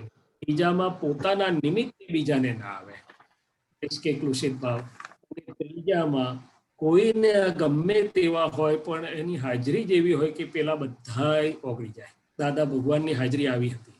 આપણે બધાય બહારથી ગમે તેવા પ્રાકૃતિક ઉદ્વેગો આવેગો આમ તેમ લઈને ગયા હોઈએ, પણ જેવા અંદર જઈએ એટલે બધું ઓગળીને આપણે પણ હું શુદ્ધાત્મા છું એવા સરસ થઈ જઈએ કે ના પૂછવા. એટલે આ જો એમને પ્રયોગ જે જ્ઞાનના પ્રયોગમાંથી એ આ સ્થિતિએ પહોંચ્યા, તીર્થંકરો આ સ્થિતિએ પહોંચ્યા, એ જ જ્ઞાનના પ્રયોગમાંથી આપણે પણ પહોંચાય. ધીમે ધીમે પણ મક્કમ રીતે પગલા માંડતા જવું પડે પુરુષાર્થ, તપ અને પુરુષાર્થ. શિલ્પાબેન કેમ લાગે? હલો, એક મિનિટ એનું અનમ્યુટ કરો. સોરી, એટલે હા કર્યું. એટલે શૈલેષાનંદજી બહુ સરસ સમજાવ્યું અને સમજાય પણ છે. પણ મને મારી આદત પ્રમાણે કેવું થાય છે કે શરૂઆતમાં બધું જોયું છે, બેઠા છે, બધું કર્યું છે, પણ હવે કેવું થાય છે કે કંઈક થયું ને તો તરત જ જુએ અને તરત જ ખબર પડે કે નહીં, વ્યવસ્થિત ને આધીન જ છે અને આ તારા હાથમાં કશું છે જ નહીં. આપણે બધું સમજાય છે પણ મને લાગે છે કે હજી ક્યાંક સમજ એવી કંઈક તો કાચી છે. એટલે એનો મતલબ છે કે મારે બેસવું પડશે શાંતિથી. અને જે બન્યો પ્રસંગ, ધારો કે આજે સવારે એક પ્રસંગ બન્યો તો મને એવું થયું કે એવું કહેવાની શું જરૂર હતી, એમ એવું તમે તમારું જ જુઓ ને બીજાને કહેવાની શું જરૂર હતી, એવું અંદર ઊભું થાય તો એ સમયે પછી મને તરત ખબર પડી કે નહીં એ વ્યવસ્થિત આપે છે, એમનું ટેપ રેકર્ડ છે અને તારે સાંભળવાનું છે તો સાંભળ, બરાબર છે, ખોટું શું કીધું છે એમણે, અને ધ્યાન રાખજે બીજી વાર. તો આજે થયું તો એટલું મારા માટે કાફી નથી, પણ મારે બેસીને આખો પ્રસંગ શુદ્ધાત્મા પદમાં બેસવાનું અને પછી શિલ્પાને આ કેવું થયું એ આખો પ્રસંગ જોવાનો, એવું તમે મને કહો છો કે એવું મારે કરવાની જરૂર છે? તમારે કરવાની નહીં, મારે કરવાની, બધાએ કરવાની જરૂર છે એવું કહું છું. આ તો તમે તે બન્યા. હું એમ કહું છું કે વ્યવહારના ઉકલતા પ્રસંગો ઉકળ્યા, થોડુંક જ્ઞાન વપરાયું, થોડુંક ના વપરાયું, થોડુંક હાજર થયું, થોડુંક પછી હાજર થયું, થોડુંક પ્રતિક્રમણ થયું, થોડું બાકી રહ્યું, જે હશે તે, જે પોતપોતાની સમજણ પ્રમાણે. એ ફરી આપણે દાદાને, એટલે પ્રસંગ કે એનું પાછળનું રહેલું દાદાને યાદ કરીને મૂકીએ. હવે બેસીને મૂકો કે ઉભા મૂકો એ તમારે પ્રકૃતિ પ્રમાણે નક્કી કરવાનું. આખી રાતની રાત ઉભા કૌશક કરતા હતા. શું કરતા હતા? તાત્પર્ય એ નથી, કહેવાનું તાત્પર્ય છે કે આપણો શુદ્ધ ઉપયોગનો પ્રકાશ દાદાને પ્રાર્થના કરીને એની પર મુકાયેલો રહે એ પર, તો અંદરથી બધું એવું ચોખ્ખું થઈ જવું જોઈએ. અંદર સ્ટોક તો આ ફૂટે ને. દાદા ભગવાન કહેતા હતા કે અંદર એટેકનો કે આવો આઘાત પ્રત્યાઘાતનો સ્ટોક જ ખલાસ થઈ જવો જોઈએ પૂતગલના માલનો. બરાબર છે. મારા અંદર ફટાકડા જ નહીં, ગોડાઉનમાં તો કોઈ દિવાસળી નાખે તો ફટાકડું હોય તો ફૂટે કે એમને ફૂટશે? ચોક્કસ.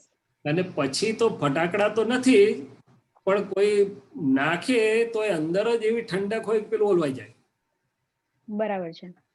હવે નાખનારો એની અંદર બળતરા વગર તો નાખતો નથી ને? ના, ડેફિનેટલી ના. એટલે એ કઈ ડિસ્ટર્બ છે ને તે વખતે? ડેફિનેટલી. તો આપણી ઠંડક એવી હોવી જોઈએ કે એનું ડિસ્ટર્બન્સ ટળી જાય ને એને એવો આનંદ થાય કે એને આવા ભાવો જ ઊભા ના થાય. ચોક્કસ. એટલું પ્યોર થવાનું છે. બરાબર છે. હું એ કહેવા માંગુ છું કે જ્ઞાનીઓની ને તીર્થંકરોની હાજરી આપણે જોઈ છે કે કોઈ ગમે તેવા કશાય ભાવ કે આવા ડિસ્ટર્બન્સ કે ગમે તે હોય, પણ એમની હાજરીથી બધાના ઓગળી ગયા છે. શું થઈ ગયું છે? ઓગળી ગયા છે. ત્યાં સુધી જઈ શકાય એવી યાત્રા છે. આપણે કેટલું પહોંચશું એવું નથી કહેતો, પણ આ વિજ્ઞાન આપણને સ્ટેશન દેખાડે છે. શું દેખાડે છે? હા, સ્ટેશન દેખાડે છે. એટલે જ ખાસ પૂછ્યું કે તમે બધા જ કેવી રીતે પુરુષાર્થમાં આગળ વધ્યા, તમે બધા પણ દાદાની સાથે રહીને, કે જ્યાં અમારું કંઈ ખૂટતું હોય તો તમે મને આમાં પૂરું માર્ગદર્શન આપો. અમારું બી ખૂટે જ છે, પણ અમને દાદા ખરા કે આ તમારી યાત્રા અહીંયા હજી સરખી કરો. બરાબર છે. ના, સરસ. બરાબર છે. હા, બરાબર. જય સચ્ચિદાનંદ. હા, બરાબર. જય સચ્ચિદાનંદ. જય સચ્ચિદાનંદ. શૈલેષાજી, આપણે હવે ટાઈમ થઈ ગયો એક્સપિરિયન્સનો. આપણે એક્સપિરિયન્સ સાંભળીએ પછી તમારો સાંભળીશું. દીપિકાનજી. જય સચ્ચિદાનંદ. આજે આપણી વચ્ચે આવી રહ્યા છે અમદાવાદથી કિરણબેન શાહ. ચાલો આપણે સાંભળીએ એમને કેવી રીતે દાદાના વિજ્ઞાનનો એમણે ઉપયોગ કર્યો છે અને સમાધાન પામ્યા છે, વ્યવહાર ઉકેલાયો છે. જય સચ્ચિદાનંદ. કિરણબેન પધારજો. જય સચ્ચિદાનંદ દીપકાનંદજી. જય સચ્ચિદાનંદ. સંભળાય છે ને? યસ, સંભળાય છે. જય સચ્ચિદાનંદ શૈલેષાનંદજી. હા, મારું નામ કિરણ ચેતન શાહ, અમદાવાદથી બોલું છું. સૌથી પ્રથમ સિમંદર સ્વામીને નમસ્કાર, વાત્સલ્ય મૂર્તિ દાદા ભગવાનને નમસ્કાર, સર્વે શીલવંત આપતા પુત્રોને સાદર પ્રણામ, સર્વે સંકિતધારી મહાત્માઓને જય સચ્ચિદાનંદ. વિક્રમ સંવત 2077 ની સાલમાં આપણી આ સત્સંગ શ્રેણીની બીજી ઇનિંગ આજથી ચાલુ થઈ રહી છે. તો સર્વેને મારા નૂતન વર્ષાભિનંદન. આજનો જ્ઞાન પાંચમનો ખૂબ શુભ દિવસ છે અને આજના દિવસે મને મારો એક્સપિરિયન્સ શેર કરવાનો મોકો મળ્યો છે. તે બદલ હું દીપકાનંદજીનો ખૂબ ખૂબ આભાર માનું છું. હવે દાદાએ આપણને સૌને આત્મજ્ઞાનનો તો અનુભવ કરાવી જ દીધો છે, પરંતુ આજના આ શુભ દિને આપણા આત્મજ્ઞાનમાં ઉત્તરોત્તર વધારો થાય અને આપણે સૌ કેવળ જ્ઞાન સુધી પહોંચી એવી દાદાજીને અંતઃકરણપૂર્વક પ્રાર્થના કરું છું. હવે સૌ પ્રથમ દાદાજીના જ્ઞાનનો પરિચય કેવી રીતે થયો તેના માટેના પરમ ઉપકારી નિમિત્ત ભાવસાર કાકાને હું અત્યંત ભક્તિપૂર્વક નમસ્કાર કરું છું. ભાવસાર કાકાની ડોટર ઇન લો હિના અને હું કોલેજથી જ ફ્રેન્ડ હતા. પછી અમે ઓફિસમાં પણ સાથે જ હતા. ત્યારે હિના ઓફિસમાં જે દાદાજીના પુસ્તકો લઈને આવે ત્યારે અમે તે વાંચતા અને એ દાદાના પુસ્તકોમાં ખબર નહીં ધીમે ધીમે એ વાંચીને કંઈક અદમ્ય ખેંચાણ થતું હોય એવું લાગવા માંડ્યું. એ પછી તો અને કિરણબેનને આમ પણ વાંચનનો બહુ શોખ હતો, એટલે આપતાવાણી એક જ્યારે વાંચવાની શરૂ કરી ત્યારે તો આમ દાદાજીની વાણી માટે અહો અહો થઈ ગયું કે આ શું અદ્ભુત જ્ઞાન છે. અને પછી તો એ એટલું બધું અંદર ચોંટી ગયું એવું કહેવાય કે પછી તો બધી જ આપતાવાણી અને દાદાજીના બધા જ પુસ્તકો કિરણબેને વાંચી લીધા. અને એ પછી એપ્રિલ 2004માં અમદાવાદમાં કનુ દાદાજી પાસેથી જ્ઞાન પ્રાપ્તિ થઈ. જોકે જયારે જ્ઞાન લીધું ત્યારે જ્ઞાનની આટલી મહત્તા સમજાઈ નહોતી, પરંતુ એ વખતે એવું લાગતું હતું કે દાદાજીની વાતો કંઈક જુદી છે, બસ એટલું આમ રહેતું. અને જૈન પૂતગલ હોવાથી નાનપણથી જ ક્રમિક માર્ગના બધા સંસ્કારો મળેલા, વિતરાગ ભગવાનની સેવા, પૂજા, સામાયિક પ્રતિક્રમણ બધું જ થતું હતું. પણ તો એવું જ લાગે કે કંઈક તો ખૂટે જ છે, કંઈક તો ખૂટતું જ હતું. કે હંમેશા એવું જ થયા લાગે કે અમારે મોક્ષે જવા માટે દીક્ષા શા માટે લેવી પડે, સંયમ શું કામ લેવો પડે, સંસારી વેશે મોક્ષ કેમ ના પમાય. અને મારા આવા બધા જ પ્રશ્નોના જવાબ મને દાદા પાસેથી મળી ગયા. આ જ્ઞાન લીધા પછીના થોડા વર્ષો તો એમ જ જતા રહ્યા. પછી સત્સંગમાં જવાનો કે એવો બહુ સંયોગ બહજ્યો નહીં, પરંતુ તે જ અરસામાં અમદાવાદમાં પુલિનાનંદજીની પાર્શ્વનાથ હોલ ખાતેની 2 દિવસની શિબિર થઈ. તે શિબિર એટેન્ડ કરવાનો લાભ મળ્યો અને તેમાં એ શિબિરમાંથી ડે ટુ ડે લાઈફમાં આપણે દાદાજીનું જ્ઞાન કેવી રીતે એપ્લાય કરવું તેની ખૂબ સરસ સમજણ મળી. અને પુલિનાનંદજીના એ વખતના બધા એમને સ્પીકરો આપ્યા હતા અને બધું બહુ સરસ એ બુક પણ આપી હતી. અને પછીના પણ એમણે જે કેલેન્ડર આપ્યા છે એ કેલેન્ડર બી અત્યારે મારે ઓફિસના ડેસ્ક પર પણ હોય છે અને ડે ટુ ડે લાઈફમાં સખત ઉપયોગી થાય છે. એ પછી ત્યારબાદ જોધપુર તિવરી ખાતે પણ 1-2 વાર શિબિર એટેન્ડ કરવાનો લાવો મળ્યો. એટલે જેમ જેમ શિબિરો એટેન્ડ થતી ગઈ તેમ તેમ દાદાનું વિજ્ઞાન જેમ છે તેમ સમજાતું ગયું. અને જેમ જેમ દાદાનું જ્ઞાન સમજાતું ગયું તેમ કિરણબેનને પોતાની પ્રકૃતિની ભૂલો દેખાવાની શરૂઆત થઈ ગઈ. કિરણનો સ્વભાવ પહેલેથી ખૂબ જ જિદ્દી, હંમેશા પોતાનું જ ધાર્યું કરવું અને બીજા પાસે પોતાનું જ ધાર્યું કરાવવું એવો જ આગ્રહ રહેતો. પરંતુ દાદાનું જ્ઞાન જેમ જેમ સમજાતું ગયું તેમ તેમ કિરણબેનના આગ્રહ, પકડ બધું જ છૂટતું ગયું. પહેલા કિરણબેનની છાપાની ફાઇલ બી પણ બહુ ભારે હતી કે છાપું આવે દરેક પૂર્તિ આખું બધા લેખ બધું વાંચી જ નાખવાનું એમ. ટીવીના પણ લગભગ રોજના 2-3 કલાક ટીવી સિરિયલો જોવામાં જ જતા હતા. પરંતુ ક્યારે ખબર ના પડી કે જેમ જેમ દાદાના જ્ઞાનમાં આગળ વધતા ગયા તેમ તેમ આ બધી ફાઇલો છૂટતી ગઈ અને ક્યારે ખરી પડી એ જ ખબર ના પડી.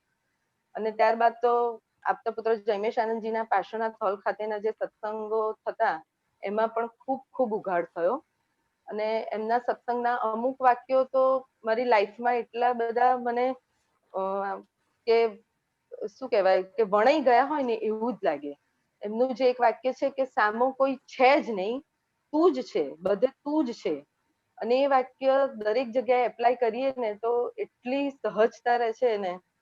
પછી તેમનું બીજું હતું કે તું સુધર્યો તો જગ સુધર્યું, બીજાને સુધારવાની જરૂર નથી. કિરણબેનને અત્યાર સુધી એવું જ હતું કે ઘરના લોકો જો સુધરી જાય, ફાઇલ નંબર 2, 3, હસબન્ડ છે, છોકરી, બધા સુધરી જાય તો આપણા ઘરમાં ક્લેશનું વાતાવરણ ના બને. પણ આ સત્સંગ પછી ખબર પડી કે ના, બીજાને સુધારવાની જરૂર નથી, કિરણબેનને પોતે જ સુધરવાનું છે. એક ત્યારબાદ લપકામણ ખાતે કાંતિ આનંદજીના એક સત્સંગમાં પણ એમણે બહુ સરસ વાત કરી હતી કે તમે સામાન્ય મુક્ત કરી દો તો તમે મુક્ત જ છો. એટલે મારા ફાઇલ નંબર 2 તો મને ક્યારની મુક્ત કરી જ દીધી છે, પરંતુ હજુ કિરણબેનની પ્રકૃતિમાં થોડી કચાશ રહી છે. પછી દાદાનું જે વાક્ય છે કે તમારે જગજીત નથી થવાનું, ઘરજીત થવાનું છે.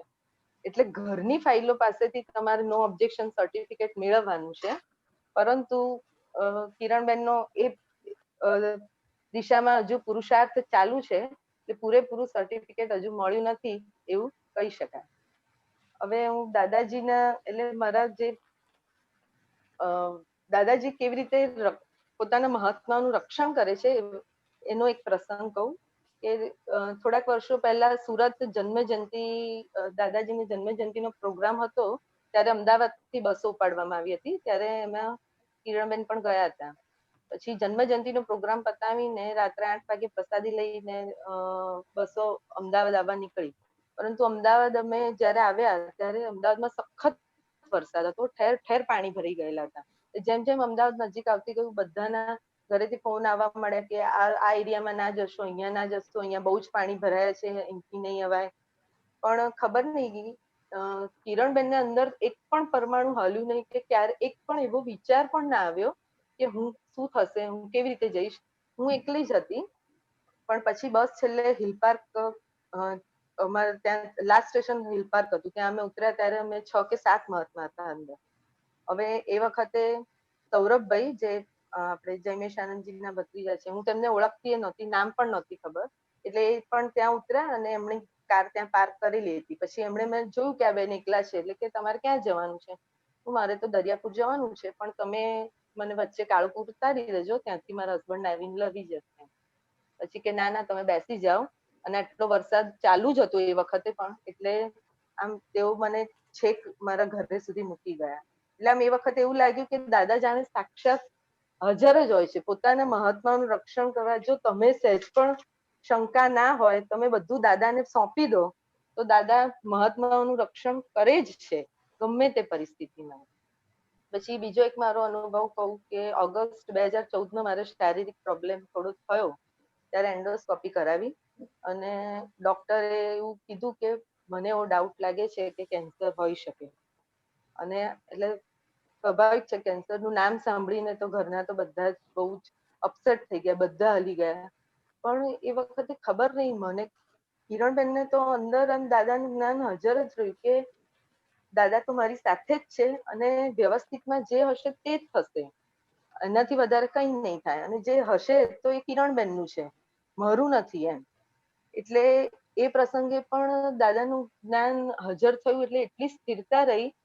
અને યોગાનું એક એ વખતે પર્યુષણ હતા અને લપકામણ ખાતે એ દિવસે કનુ દાદાજી પધારવાના હતા. હવે મારી હાલત તો 10 મિનિટ બેસી શકું એવી પણ નહોતી, છતાં પણ હું જીદ કરીને એમ કીધું ના, મારે દાદાજીના દર્શન કરવા છે. મેં ગાડીમાં ગયા, 10 મિનિટમાં ખાલી એમના દર્શન કરી અને પાછા આવી ગયા. પણ અને પછી આવીને થોડા દિવસ પછી બધા રિપોર્ટ કરાવ્યા અને બધા રિપોર્ટ નોર્મલ આવ્યા. એટલે એ પછી તો મારી આમ દાદા પ્રત્યેની શ્રદ્ધા વધુ ને વધુ જ દ્રઢ થતી ગઈ. એ પછી એક પ્રસંગ હમણાં જ બન્યો કે 1 વર્ષ પહેલા મારે ઓફિસમાં પ્રમોશનની ફાઇલ ઉભી થઈ. ક્લાસ 2માં પ્રમોશન હતું, રિટર્ન એક્ઝામ પણ પાસ થઈ ગઈ, ઇન્ટરવ્યુ પાસ થઈ ગયો, ઓર્ડર જ પડવાના હતા અને નક્કી જ હતું કે મારું ઓર્ડર થવાનો જ હતો. બટ સરપ્રાઇઝિંગલી એક દિવસ પછી જે ઓર્ડર થાય એમાં મારું નામ જ નહોતું. એટલે બધા એકદમ શોક થઈ ગયા. મારા ફ્રેન્ડ્સ, મારા કલીગ, બધા એવું થયું કે આવું કેવી રીતે બને. મને પોતાને પણ આમ આઘાત તો લાગ્યો જ, અને મને એ પણ ખબર હતી કે મારાથી ઓછા માર્ક્સ વાળા હતા એ લોકોને અપોઇન્ટ કરવામાં આવ્યા હતા. પણ ખબર નહીં એ વખતે બી દાદાનું જ્ઞાન એપ્લાય કર્યું કે ના ભાઈ, બન્યું તે જ ન્યાય. એટલે અને આપણા કોઈ પૂર્વભાવના કોઈ અંતરાયો જ આજે સામે આવ્યા છે, તો જ આવું બને. બાકી તમને ખબર છે કે આખું છેક તમારા મોઢે આવેલો કોળિયો છીનવાઈ ગયો એવું લાગ્યું આમ જાણે. પણ દાદાના જ્ઞાનને લીધે આ પ્રસંગ પણ સ્થિરતાપૂર્વક પાસ થઈ ગયો. અને તે પછી હવે આપણે લગભગ કાયમ દરેક સત્સંગમાં દરેક આપતા પુત્રો કહેતા હોય છે કે દાદા પાસે જે માંગો તે મળે એમ. દાદા તો આપવા જ બેઠા છે, તમારે માંગવાની વાર છે, તમારી વારે વાર છે એમ. તો આપણે જે માંગીએ અને આપણે જે દિલથી માંગીએ તો દાદા આપણી વાત સાંભળે જ છે. એવો હમણાંનો જ અનુભવ કહું કે મારું અત્યાર સુધીમાં હું જે ખાતામાં નાણાં ખાતામાં મારી જોબ હતી ત્યાં અમે બધા બહુ બધા લેડીઝ હતા. ડિપાર્ટમેન્ટમાં 5-6 લેડીઝ હતા. એટલે લગભગ એવું બને કે કામ પતે પછીનો બીજો સમય આમ તેમ આડી અવળી વાતો, કોઈની નિંદા, ટીકા, ટિપ્પણી, એટલે જેવું કહીએ કે લેડીઝ ભેગી થાય તો શું કરે એમ, એવી જ વાતો ને એમાં જ બધો સમય પસાર થતો હતો. ત્યારે મને એવું લાગતું કે સાલું મારેથી આ બધું ખોટું થઈ રહ્યું છે, અને દાદા મને આ બધામાંથી બહાર કાઢો, અને મારી પાસે જે પણ સમય બચે છે એ મારે ફક્ત દાદાના જ્ઞાન માટે જ વાપરવો છે. એવી દાદાને વારંવાર પ્રાર્થના કરી. તો પછી મારું જયારે પ્રમોશનમાં સિનિયરમાં ઓર્ડર થયો ત્યારે જે ડિપાર્ટમેન્ટમાં હાલમાં અત્યારે થયો છે, તો ત્યાં લેડીઝમાં હું એકલી જ છું. એટલે મારો સ્પેર ટાઈમ હું ફક્ત ને ફક્ત દાદાના જ્ઞાન પાછળ વાપરી શકું છું. અત્યારે હાલમાં તો આ યુટ્યુબના જ ઓનલાઈન સત્સંગો આ બધું જ સાંભળું છું, અને એ બધું જ એટેન્ડ થાય છે. અને છેલ્લે તો એ જ છે કે આ કોરોના એટલે તો એવું લાગે છે કે આપણે બધા મહાત્માઓ માટે જેકપોટ લાગ્યો છે. અને લોકડાઉનમાં તો જે ઓનલાઈન સત્સંગનું પ્લાનિંગ થયું છે તેના માટે દીપક આનંદજી અને રજનીકાંત અંકલનો ખૂબ ખૂબ આભાર માનું છું. કારણ કે આટલી નિષ્ઠાથી એમને જોઈને, એમની કન્સિસ્ટન્સી જોઈને તો મને પણ આમ ક્યારેક એવું થાય કે હા કે આ દાદા જ છે. દાદા ના હોય તો આ બધું કશું શક્ય જ ના બની શકે એવું જ લાગે છે એમ. અને ઓનલાઈન ના બધા સત્સંગમાં હું ઝૂમ પર કદાચ આવી નથી શકતી, પણ યુટ્યુબ પર તો બધા જ સત્સંગ સાંભળ્યા જ છે. દીપક આનંદજી અને પુલિન આનંદજીના જે યુથના સત્સંગ છે એ પણ બહુ જ સુપર હોય છે, અને બધા જ સત્સંગમાંથી બહુ જ ઇન્સ્પિરેશન મળે છે, અને એમાંથી પણ ઘણું નવું જાણવા મળે છે. અને રોજના આપણા આટલા બધા મહાત્માઓના જે અનુભવો પણ જે જાણવા મળે છે એ સાંભળીને તો આમ અહો થઈ જાય છે. એવું થાય છે કે હા, કે દાદા ના મળ્યા હોત તો આપણે ક્યાં હોત એમ. અને આ એના માટે નિમિત્ત ભવસાર કાકાનો ફરીથી ખૂબ આભાર માનું છું. કારણ કે હમણાં જ ભરત આનંદજીના એક સત્સંગમાં એમણે કહ્યું હતું કે આપણું ઉપાદાન ગમે તેટલું જાગૃત હોય, પણ જો તમને નિમિત્ત ના મળે તો તમને આત્મજ્ઞાનીનો ભેટો ના થઈ શકે. એટલે અને જયમેશ આનંદજી બી એક સત્સંગમાં કહ્યું હતું કે તમારા નિમિત્તને તમારે જિંદગીભર તમારે ઉપકારી જ માનવાના રહે. તમે જીવો ત્યાં સુધી એમનું ઋણ ક્યારેય ચૂકવી ના શકાય. એટલે ફરીથી હું ભવસાર કાકાનો પણ ખૂબ આભાર માનું છું. અને આ કોરોનાના કાળમાં જ્યારે સમગ્ર વિશ્વ શારીરિક, માનસિક અને આર્થિક તકલીફોનો સામનો કરી જ રહ્યું છે, પરંતુ મને તો એવું લાગે છે કે આપણા મહાત્માઓની તો આધ્યાત્મિક પ્રગતિ જ થઈ રહી છે ઉત્તર. અને આ સત્સંગોમાંથી તો એટલા બધા નવા ઉઘાડ થયા છે કે જેની કોઈ વાત જ નહીં એમ. અને આ એવું નથી, કારણ કે કોરોનાનો સંયોગ તો કિરણને પણ આવ્યો, અને એ સંયોગમાં પણ દાદાનું જ્ઞાન હાજર રહ્યું. એટલે દાદાના જ્ઞાન થકી અને જયમેશ આનંદજીએ ખૂબ સરસ વિધિ કરાવી અને પોતાના સ્વપદમાં મુકાવી દીધા. એના થકી એ કોરોનાનો સંયોગ પણ સારી રીતે પસાર થઈ ગયો છે. હવે અંતમાં મારા મન વચન કાયાથી સર્વે આપ્તપુત્રો તથા સમગ્ર સંઘના મહાત્માઓને કંઈ પણ દુઃખ પહોંચાડ્યું હોય તો હું માફી માંગુ છું અને સર્વે આપ્તપુત્રો તથા મહાત્માઓને વિનંતી કરું છું કે કિરણના વાણી અંગેના ખૂબ દોષો થાય છે તે દૂર થાય, દાદાનું જ્ઞાન યથાર્થ રીતે સમજાય અને કિરણની ભૂલો જોઈને તેના પ્રતિક્રમણ થાય અને હંમેશા છૂટાપણાની જાગૃતિ રહે. સૌ તેવા આશીર્વાદ આપશો. હવે અંતમાં કવિરાજશ્રીની 2 લાઈન ગાઈ લઉં, જે પદ મને બહુ જ પ્રિય છે. નિવેડો લાવી દ્યો દાદા જગતમાં, રૂચતું નથી કઈ, અમારા પાપ બાળી દ્યો દખલમાં, સૂઝતું નથી કઈ, દખલમાં સૂઝતું નથી કઈ. જય સચ્ચિદાનંદ. જય સચ્ચિદાનંદ. મૂળ જૈન સંસ્કાર. અને એક વાત આખા અનુભવ પરથી સિદ્ધ થાય છે કે દાદા હોય તો જ આ બધું બને. દાદા ના હોત તો આપણે કોઈ અહીંયા હોત નહીં. ક્યાં બધા કેમના બધા રખડતા હોત અને અથડાયા કરતા હોય. અને દાદાએ જે એમના જે અંતિમ શબ્દો હતા, ચાલો સત્સંગમાં, એને તો ખૂબ વાગડવાની જરૂરત છે. શ્રીમદ રાજચંદ્રજી પણ સત્સંગને બહુ જ પોષણ આપતા હતા કે સત્સંગની ભૂમિકા આજે આપણને જાગૃત રાખે એમ છે. એટલે એ તો આપણને પરમ ઉપકારી થયું. તમારી ભાવના તો ઉત્તમ છે અને મૂળ સંસ્કાર અને જે પ્રાપ્તિ ને પછી જે તમને બધા કનેક્શન મળતા જ ગયા. એટલે આ બધામાં સાર એક જ આવે છે કે સત્સંગ અને સત્સંગનો બીડો આપણને ઉત્તરોત્તર પ્રગતિ જ કરાવશે. અને બધા દ્રષ્ટિ પામેલા છે એટલે એ દ્રષ્ટિનો લાભ આપણને ક્યાં કેવી રીતે ક્યાંથી કોની પાસે મળી જાય એ કહેવાય એવું નથી. મને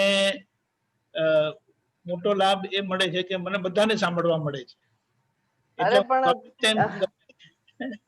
તમારે તો ખરેખર શું કહેવાય, આમ ડેરિંગ જોઈને મને બી આમ એમ થાય છે કે આહા શું દાદા, આફરીન થઈ જવાય છે તમારી કન્સિસ્ટન્સી જોઈને કે આટલા અમે 1 કલાક પણ નથી બેસી શકતા. સાચું કહું, હું ઓનલાઈન સત્સંગમાં ઓનલાઈન ઝૂમ ઉપર આટલું બેસવું પોસિબલ નથી થતું, તો તમે આખો દિવસ આટલું મેનેજ કરવું આટલું બધું ખરેખર બરાબર છે. એટલે હવે આ વસ્તુ કેવી છે કે મને બી નથી ખબર, એનો મારી પાસે જવાબ નથી.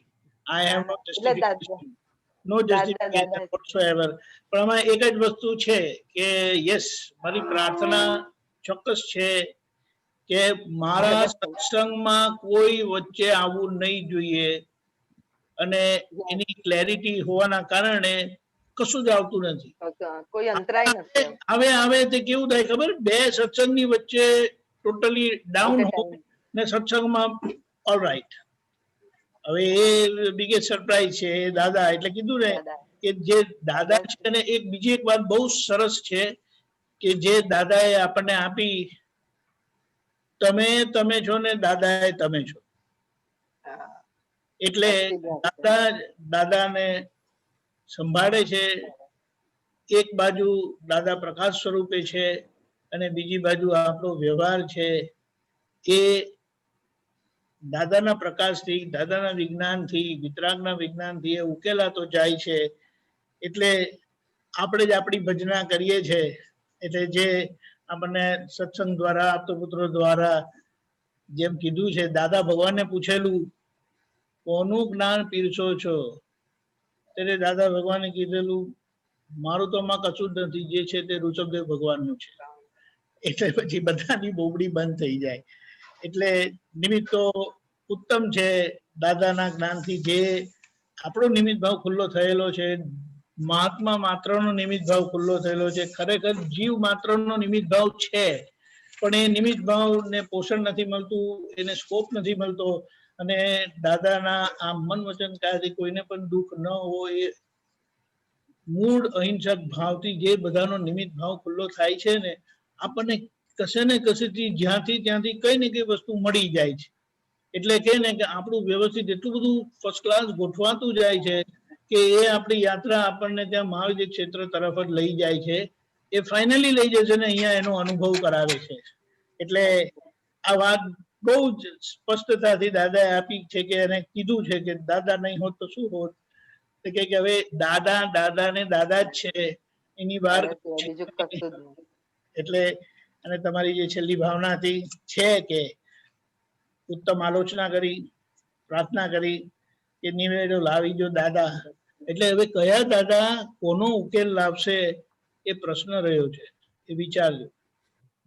તમે દાદા છો, હું દાદા ભગવાન જેવો શુદ્ધાત્મા બોલો છો, આપણે કહે છે દાદા ઉકેલ. અંદરના દાદા જ, હા, કિરણબેન નો ઉકેલ લાવશે ને. દાદા ભગવાન જેવો શુદ્ધાત્મા છું. યસ, વ્યવહારનો ઉકેલ લાવવાનો છે, ફસાયેલો છે એનો ઉકેલ લાવવાનો છે. દાદા ભગવાન આપણને બધાને ખૂબ ખૂબ આશીર્વાદ, બળ, સમજણ અને એકતા પ્રદાન કરે કે કોઈ પણ જાતના ભેદભાવ વગર આપણે એકબીજાનો ઉત્તમ લાભ લઈને પ્રગતિ કરીએ. જય સચ્ચિદાનંદ. કિરણબેન, જય સચ્ચિદાનંદ. કિરણબેન, વેરી ગુડ એક્સપિરિયન્સ અને પ્રોગ્રેસ તમારો બહુ સરસ. તો તમને રજની અંકલ એક વાત કહી દઉં, એ બોલવાનું ભૂલી ગઈ કે તમને તો આખા જય સચ્ચિદાનંદ સંઘના દાદાનું બિરુદ મળી ગયું છે. રજની દાદા બધા એનાથી જ ઓળખે છે. આટલી ઉંમરે એમની આટલી નિષ્ઠાપૂર્વક જે કરે છે, એટલે તમને ખબર છે કે behind every man there is woman. Yes, of course. Taruba પાછળથી જે છે, એટલે મેં કીધું ને, જેમ મને મારા ફાઇલ નંબર 2 મુક્ત કરી દીધા છે, એમ એમને પણ મુક્ત કરી દીધા છે કે તમે કરો જગત કલ્યાણ. એબ્સોલ્યુટલી. હા, તો જ થઈ શકે. તમારી પાસે 5 મિનિટ હોય તો પહેલા આપણે શૈલેષાનંદનો એક્સપિરિયન્સ સાંભળીએ ને પછી એ ત્રિમંત્ર બોલાવશે તો તમે ફોલો કરજો. હા, શૈલેષાનંદજી. સચ્ચિદાનંદ, અમારે તો બધી વાતો થાય એમાં અનુભવ પણ ખાસ કહું તો કવિરાજ કીધું ને કે દાદાજીની હાજરીથી માયા નાસી. એટલે આખાનો સાર જોઈએ. દાદા પોતે જે રીતે પોતાના શુદ્ધાત્મામાં રહીને એમ પટેલનો બધો ચારિત્ર ક્ષીણ મોહની દશાએ પહોંચેલા 12મા ગુણસ્થાનની નજીકની દશામાં, આપણે બધા એમની હાજરીમાં સત્સંગમાં કાયમ જોયું હશે કે કોઈ માયા કે ચારિત્ર મોહ ઉભો જ ના થાય, પ્રકૃતિ જ ઊભી ના થાય. એટલે કે શુદ્ધ ઉપયોગ સ્વરૂપી દાદા ભગવાનનું એવું આખું એ હોય. અને આજે પણ ને દાદા ગયા પછી થોડોક વખત અફસોસ રહ્યા કરતો કે આપણા બધા સત્સંગમાં એવું શુદ્ધ ઉપયોગનું વાતાવરણ હોવું ઘટે દાદાનું કે પૂદગલ ક્યાંય કોઈનું ઊભું જ ના હોય. અને દાદાએ બીજી જગ્યાએ કહેલું, અદ્ભુત બ્રહ્માંડી સ્વામી પ્રકૃતિ તોડે જાણી, જંતર મંતર ના ફૂકે એક જ સામાયિક લઈ. તો કે છે કે આખો શુદ્ધ ઉપયોગનો પોતાની નો જે પ્રયોગ એમણે આપણને આપેલો ને આપણે જોયેલો ને અનુભવેલો સાર આટલો જ છે કે સત્સંગ એટલે આપણે શુદ્ધાત્માનું ચેતન વાતાવરણ ને કોઈની પ્રકૃતિના કોઈ ભાવ ત્યાં ઉભા ઉપશમી જ જાય એમ કહીને. એટલે બહુ ખસેડવો ના પડે, ખસી જ જાય. તો કે આ આખો વિતરાગોનો જ્ઞાન પ્રયોગ. અને બીજું દાદાએ કાયમ મેં જોયું કે ખોટી રીતે એમણે કોઈને ચડાવવા ફૂલાવવામાં ટાઈમ નથી બગાડ્યો, એન્કરેજ કર્યા છે, પણ એમનું આખું જ વસ્તુ શુદ્ધાત્મા પ્રયોગલક્ષી, જ્યાં હોય ત્યાં જરૂર હોય ત્યાં પ્રતિક્રમણ કરાવશે, સામયિક કરાવશે, આ કરાવશે, તે કરાવશે પ્રેમપૂર્વક, પણ પ્રકૃતિના બધા જ ડિસ્ચાર્જ કશાય ભાવોને ધોઈ અને શુદ્ધાત્મા ભાવ જ રહે નિરંતર. એ આખો એમનો એ દાદા ભગવાન કે જ્યાં ચેતન પ્રકાશે છે, અનુભવમાં આવેલા દાદા ભગવાન અને એના એ બધા પ્રયોગો માનવ જાત માટેના, આપણા બધા માટેના, અને આપણને શીખવાડી ગયેલા જે આપણે હવે આગળ લઈ જઈએ. જય સચ્ચિદાનંદ. જય સચ્ચિદાનંદ. બહુ સરસ. હવે ત્રિમંત્ર બોલાવો તો કિરણ બેન અને ફેમિલી જે હોય એ હા. ફોલો કરશે. છે. નમો વિતરાગાય નમો વિતરાગાય નમો અરિહંતાણમ નમો અરિહંતાણમ નમો સિદ્ધાણમ નમો સિદ્ધાણમ નમો આયરિયાણમ નમો આયરિયાણમ નમો વજ્જાયાણમ નમો ઉવજ્જાયાણમ નમો લોય સવસાહુણમ નમો લોએ સવ્વ સાહુણમ એસો પંચ નમુક્કારો એસો પંચ નમુક્કારો વપાવપણાસનો સવ્વ પાવપણાસણો જ્ઞાનંચ સૌવેસિમ મંગલાણમ ચ સવ્વેસિમ પડમમ હવૈ મંગલમ પડમમ હવૈ મંગલમ. ઓમ નમો ભગવતે વાસુદેવાય ઓમ નમો ભગવતે વાસુદેવાય. ઓમ નમઃ શિવાય ઓમ નમઃ શિવાય. જય સચ્ચિદાનંદ જય સચ્ચિદાનંદ. જય સચ્ચિદાનંદ. મહાત્માઓ આપણે કાલનો પ્રોગ્રામ જોઈ લઈએ. કાલે ફ્રાઈડે છે, સવારે 6:30 પ્રાતઃવિધિ,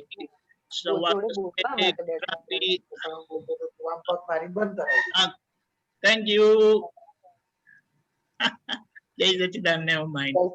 સવા 10 ગુજરાતી સત્સંગ, 3 વાગે હિન્દી સત્સંગ, 4:30 કીર્તન ભક્તિ અને આરતી, 9 વાગે વર્લ્ડ વાઇડ સત્સંગ ને બીજો એક અનુભવ સાંભળવા જરૂરથી પધારજો. જય સચ્ચિદાનંદ.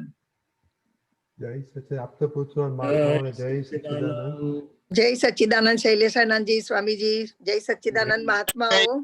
જય સચ્ચિદાનંદ પ્રભુબેન. જય સચ્ચિદાનંદ દીપકભાઈ. જય સચ્ચિદાનંદ.